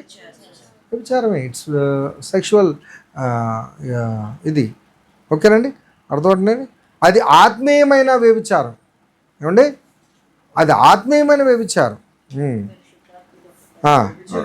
వ్యభిచరించుటకు వారి తట్టు తిరుగువాడు వాడెవడో నేను వానికి విరోధనై ప్రజల్లో నుండి వాడిని కొట్టివేతును. సో కర్ణపిశాచులతో సాంగత్యం చేసిన వాడిని మరణశిక్ష విధించాలి. తర్వాత అబ్యూజింగ్ పేరెంట్స్, తల్లిదండ్రులను ఎవరినైనా దూషిస్తే చదవండి 20వ అధ్యాయం 9వ వచనం. ఎవడు తన తండ్రినైనను తల్లినైనను దూషించునో వానికి మరణశిక్ష విధింపవలెను. వాడు తండ్రినో తల్లినో దూషించను గనుక తన శిక్షకు తానే. So abusing parents. సో ఎందుకు ఎంత ప్రత్యేకంగా చెప్పారంటే, సూక్ష్మమైన మైనర్ థింగ్స్ కూడా ఎందుకు చెప్తున్నారంటే, యూ షుడ్ సెట్ అపార్ట్. వీళ్ళను చూస్తే అమ్మో చాలా మర్యాదస్తులండి, చాలా భక్తి పరులండి. సో లోకం ఏం చెప్పాలంటే దేవుని జనాంగం చాలా పర్ఫెక్ట్గా, చాలా స్పెషల్గా ఉంటారు, దే ఆర్ సెట్ అపార్ట్ అన్నట్టుగా మన ప్రవర్తన కనిపించాలి. సో అలాంటివి. తర్వాత మరి సెక్షువల్ సిన్స్ ఇందాక మనం చెప్పుకున్నాం కదా, ఇందాక ముందు దేనికి మరణశిక్ష? లైంగిక సంబంధాలకు మరణశిక్ష. సింపుల్ రెఫరెన్స్ రాసేసుకోండి 20వ అధ్యాయంలో మరి 12వ వచనం నుంచి 18వ వచనం వరకు అని రాసుకోండి. ఏమండి? లేవియాకాండము 20వ అధ్యాయము 12 నుంచి 18 వరకు ఉన్న వివరణలో లైంగికపరమైన శిక్షలు, లైంగికపరమైన వ్యభిచారానికి శిక్షలు, అందులో మరణ శిక్షలు రాయబడి. ఓకేనండి, ఇది ఇక్కడతో మనకి 20వ అధ్యాయంలో ఉన్న మరణ శిక్షలన్నీ విధించబడ్డాయి. ఏమండి? మరణ శిక్షలన్నీ విధించబడినవన్నీ మనకు కనిపిస్తాయి. ఏమండి? 20వ అధ్యాయంలో మరణ శిక్షల గురించి కనిపిస్తాయి. ఎందుకు ఎంత కఠినంగా చెప్పారు చెప్పండి. ఇప్పుడు ఆయన పరిశుద్ధుడు కనుక మనం పరిశుద్ధులుగా ఉండడు అంటే అర్థం ఏంటి? మనము లోకానికి ప్రత్యేకంగా వేరుపరుచుకోవడమే సెట్ అపార్ట్, పరిశుద్ధులుగా ఉండటం. ఏమండి? ఇంకా బాటమ్ లైన్లో మరి లాస్ట్ పాయింట్ మనము ఏమండి జాగ్రత్తగా ఉండి, ఎందుకు ఇలా సెట్ అపార్ట్, ఎందుకు ఇలా ప్రత్యేకపరచుకోవాలి? 22వ వచనం చదవండి. కాబట్టి మీరు నివసించినట్లు నేను ఏ దేశమునకు మిమ్మల్ని తీసుకొని పోవచ్చున్నానో అది ఏ దేశం అండి? పాలు తేనెలు ప్రవహించే దేశం. ఏ దేశం అది? కానాను దేశం. ఆ దేశము మిమ్మును కక్కివేయకుండానట్లు అనుసరించి నడుచుకొనవలెను. అంటే అర్థం ఏంటండి? జాగ్రత్త గమనించండి. ఇక్కడ వినండి. వీళ్ళు ఏ భూభాగానికైతే వెళ్తున్నారో ఆ భూభాగములో ఉన్న 7 జాతుల మనుషులను దేవుడు వెళ్ళగొట్టారు. ఆ భూమే వాళ్ళని వెళ్ళగొట్టిందంట. ఎందుకు? వారు ఈ పైన చెప్పబడిన హేయమైనవన్నీ చేశారు కనుక వారిని దేవుడు వెళ్ళగొట్టాడు. ఇప్పుడు అక్కడికి వెళ్ళి వాళ్ళు చేసిన పనులే నువ్వు చేస్తే భూమే నిన్ను కక్కేస్తుంది. అక్కడ ఉన్న భూభాగమే కక్కేస్తుంది. సో జాగ్రత్తగా చూసుకో అని ఈ యొక్క హెచ్చరిక చేశారు. ఏమండి 18వ అధ్యాయంలో కూడా ఈ దీని గురించి ఉంటుంది. 24 నుంచి 30 వరకు. వీటిలో దేని వలనైనా, అంటే ఇందాక చెప్పిన 18వ అధ్యాయంలో ఉన్న పాపములు దేని వలనైనాను అపవిత్రత కలగజేసుకొనకూడదు. నేను మీ ఎదుట నుండి వెళ్ళగొట్టుచున్న జనములు వాటి వలన అపవిత్రులయ్యారు. ఇప్పుడు ఆ 7 జాతుల మనుషులు ఈ అపవిత్రులయ్యారు, దీని వలన అపవిత్రులయ్యారు. అయితే ఆ దేశము అపవిత్రత కలది గనుక నేను దాని మీద దాని దోషము శిక్షను మోపుచున్నాను. ఆ దేశమందు కాపురమున్న వారిని వెళ్ళగ్రొక్క వేయుచున్నాను, వారిని బయటికి పంపించేస్తున్నాను. కాబట్టి ఆ దేశము మీకంటే ముందుగానున్న ప్రజలను వెళ్ళగొక్క వేసెను. ఏమండి? ఆ దేశమే వాళ్ళని బయటికి పంపేసింది. వెళ్ళగొక్క చేసిన ప్రకారము మీ అపవిత్రతను బట్టి మిమ్మును వెళ్ళగొక్కి వేయకుండునట్లు మీరు, అనగా స్వదేశీయే కానీ మీలో నివసించు పరదేశే కానీ ఈ హేయ క్రియలలో ఏది కూడా చేయక ఈ నా కట్టడలను నా విధులను ఆచరింపవలను. ఎవరు అట్టి హేయ క్రియలలో దేనినైనను చేయుదురో వారు నా ప్రజల్లో నుండి కొట్టివేయబడతారు. కాబట్టి మీకంటే ముందుగానున్న వారు అనుసరించిన ఈ ఆహేయమైన ఆచారములలో దేనినైనను అనుసరించుట వలన అపవిత్రత కలుగు చేసుకొనకుండునట్లు నేను మీకు విధించిన విధిని అనుసరించి నడుచుకొనవలను. నేను మీ దేవుడైన యెహోవాను. I am the Holi one. వారు చేసినట్లు మీరు చేసి, వారు వెళ్ళగొక్కపోయినట్లు మీరు కూడా వెళ్ళగొక్కపోకుండా ఉండినట్లు నా కట్టడలను అనుసరించండి. ఎందుకు అంటున్నారంటే పక్క అధ్యాయం 19వ అధ్యాయం 2వ వచనం, మీరు పరిశుద్ధులై ఉండవలెను, మీ దేవుడైన యెహోవా నేను పరిశుద్ధుడిని. I'm the holy God, so you should be holy. నేను ప్రత్యేకముగా ఉన్నాను, మీరు ప్రత్యేకంగా ఉండండి. నేను పరిశుద్ధంగా ఉన్నాను, మీరు పరిశుద్ధంగా ఉండండి. సో లేవియా కాండము అంటే బలులు అర్పణలు కాదు, దేవునికి దగ్గరవుట, దేవుని కొరకు ప్రత్యేకపరుచుకొనుట, దేవుని కొరకు ప్రత్యేకముగా జీవించుట, ఈ లోకమునకు మనకు వ్యత్యాసం కలిగి ఉండుట, ఈ లోక సాంగత్యములోకి మనం ఉండకుండా ప్రత్యేకపరుచుకొని పరిశుద్ధాత్మతో మనము నడవాలి, పరిశుద్ధాత్మ చెప్పిన మాటలకు లోబడాలి. ఇది లేవియా కాండములో ఉన్న 16వ అధ్యాయం నుంచి 20వ అధ్యాయం వరకు చెప్పబడిన సారాంశము. వీటిలో ప్రాముఖ్యమైనవి మనం జాగ్రత్తగా గమనిస్తే 16వ అధ్యాయం అంతా మనం చూసాము. ఆ యొక్క డే ఆఫ్ అటోన్మెంట్ ఏంటి, మహా సబ్బాతు దినము, మహా విశ్రాంతి దినమును, అంటే యాజకుడు, మన నిజమైన యాజకుడు ఎవరండి? మన ప్రభువైన యేసుక్రీస్తు ఒక్కసారి వెళ్ళి బలి అర్పించారు. 17వ అధ్యాయం నుంచి 19వ అధ్యాయం వరకు ఉన్న విధులన్నీ ఏంటంటే ఎటువంటి రకరకాల పాపముల గురించి రాయబడ్డాయి. లైంగిక వ్యభిచారం గురించి ఏమండి, దాని తర్వాత మరి ఈ లోక సంబంధమైన చట్టాల గురించి, అలాగేనండి విగ్రహారాధన గురించి, బలి అర్పణ గురించి, ఇలా వీటన్నిటిని 17వ అధ్యాయం నుంచి 19వ అధ్యాయం వరకు చెప్పండి. ఇక్కడ 20వ అధ్యాయం అంతా ఈ పాపములకు మరణ శిక్షలు వేటికి విధించబడుతుందో 20వ అధ్యాయం అంతా చెప్పబడింది. ఇంతకీ ఈ యొక్క చట్టము మరణ శిక్ష దేని కొరకు అంటే మనము ఈ లోకము నుంచి ప్రత్యేకపరచుకొని ఉండాలి. అలాగన ఉండడానికి ఎందుకు కారణం అంటే ఆయన పరిశుద్ధుడు, మనం కూడా పరిశుద్ధులుగా ఉండాలి. ఇది నేటి సారాంశం. దీని ప్రకారంగా క్రీస్తు అనుగ్రహించిన పరిశుద్ధాత్మకు లోబడి మనం లోకమునకు మరి ప్రత్యేకంగా ఉండి క్రీస్తును కనపరిచేవారిగా, ఆయన పరిశుద్ధ జీవితాన్ని కనపరిచేవారిగా మనమందరం ఉండాలి. అటు రీతిగా మనం ఉండేలాగా దేవుడు మనకు సహాయం చేయనుగాక. ఆమేన్. దేవుడి మాటలు దీవించునుగాక. దేవునాశీర్వాదం పొందుకుందాం.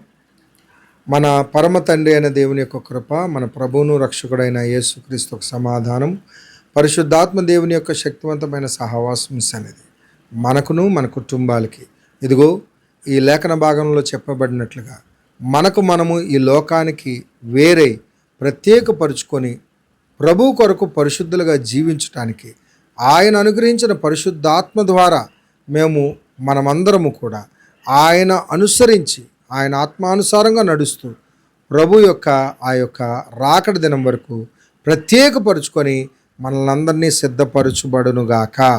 ఆమేన్, amen, amen. God bless you. Praise the Lord. ఈ వర్తమానం మీకు ఆశీర్వాదంగా అనిపిస్తే దయచేసి అందరికి షేర్ చేయండి. మానకుండా మీరు కూడా ఫాలో అవుతున్నారు మా యొక్క యూట్యూబ్ ఛానల్లో. మరి ఇంకా రాబోయే రోజుల్లో మనము లేవియాకాండం పూర్తి చేస్తాం.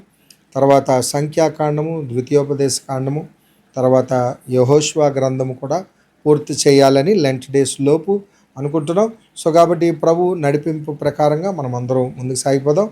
ఈ యొక్క వీడియోస్ని అందరికీ షేర్ చేయండి. Thank you. God bless you. మా గురించి ప్రేయర్ చేయండి, మీ గురించి కూడా ప్రేయర్ చేస్తున్నాం. God bless you all. Praise the lord.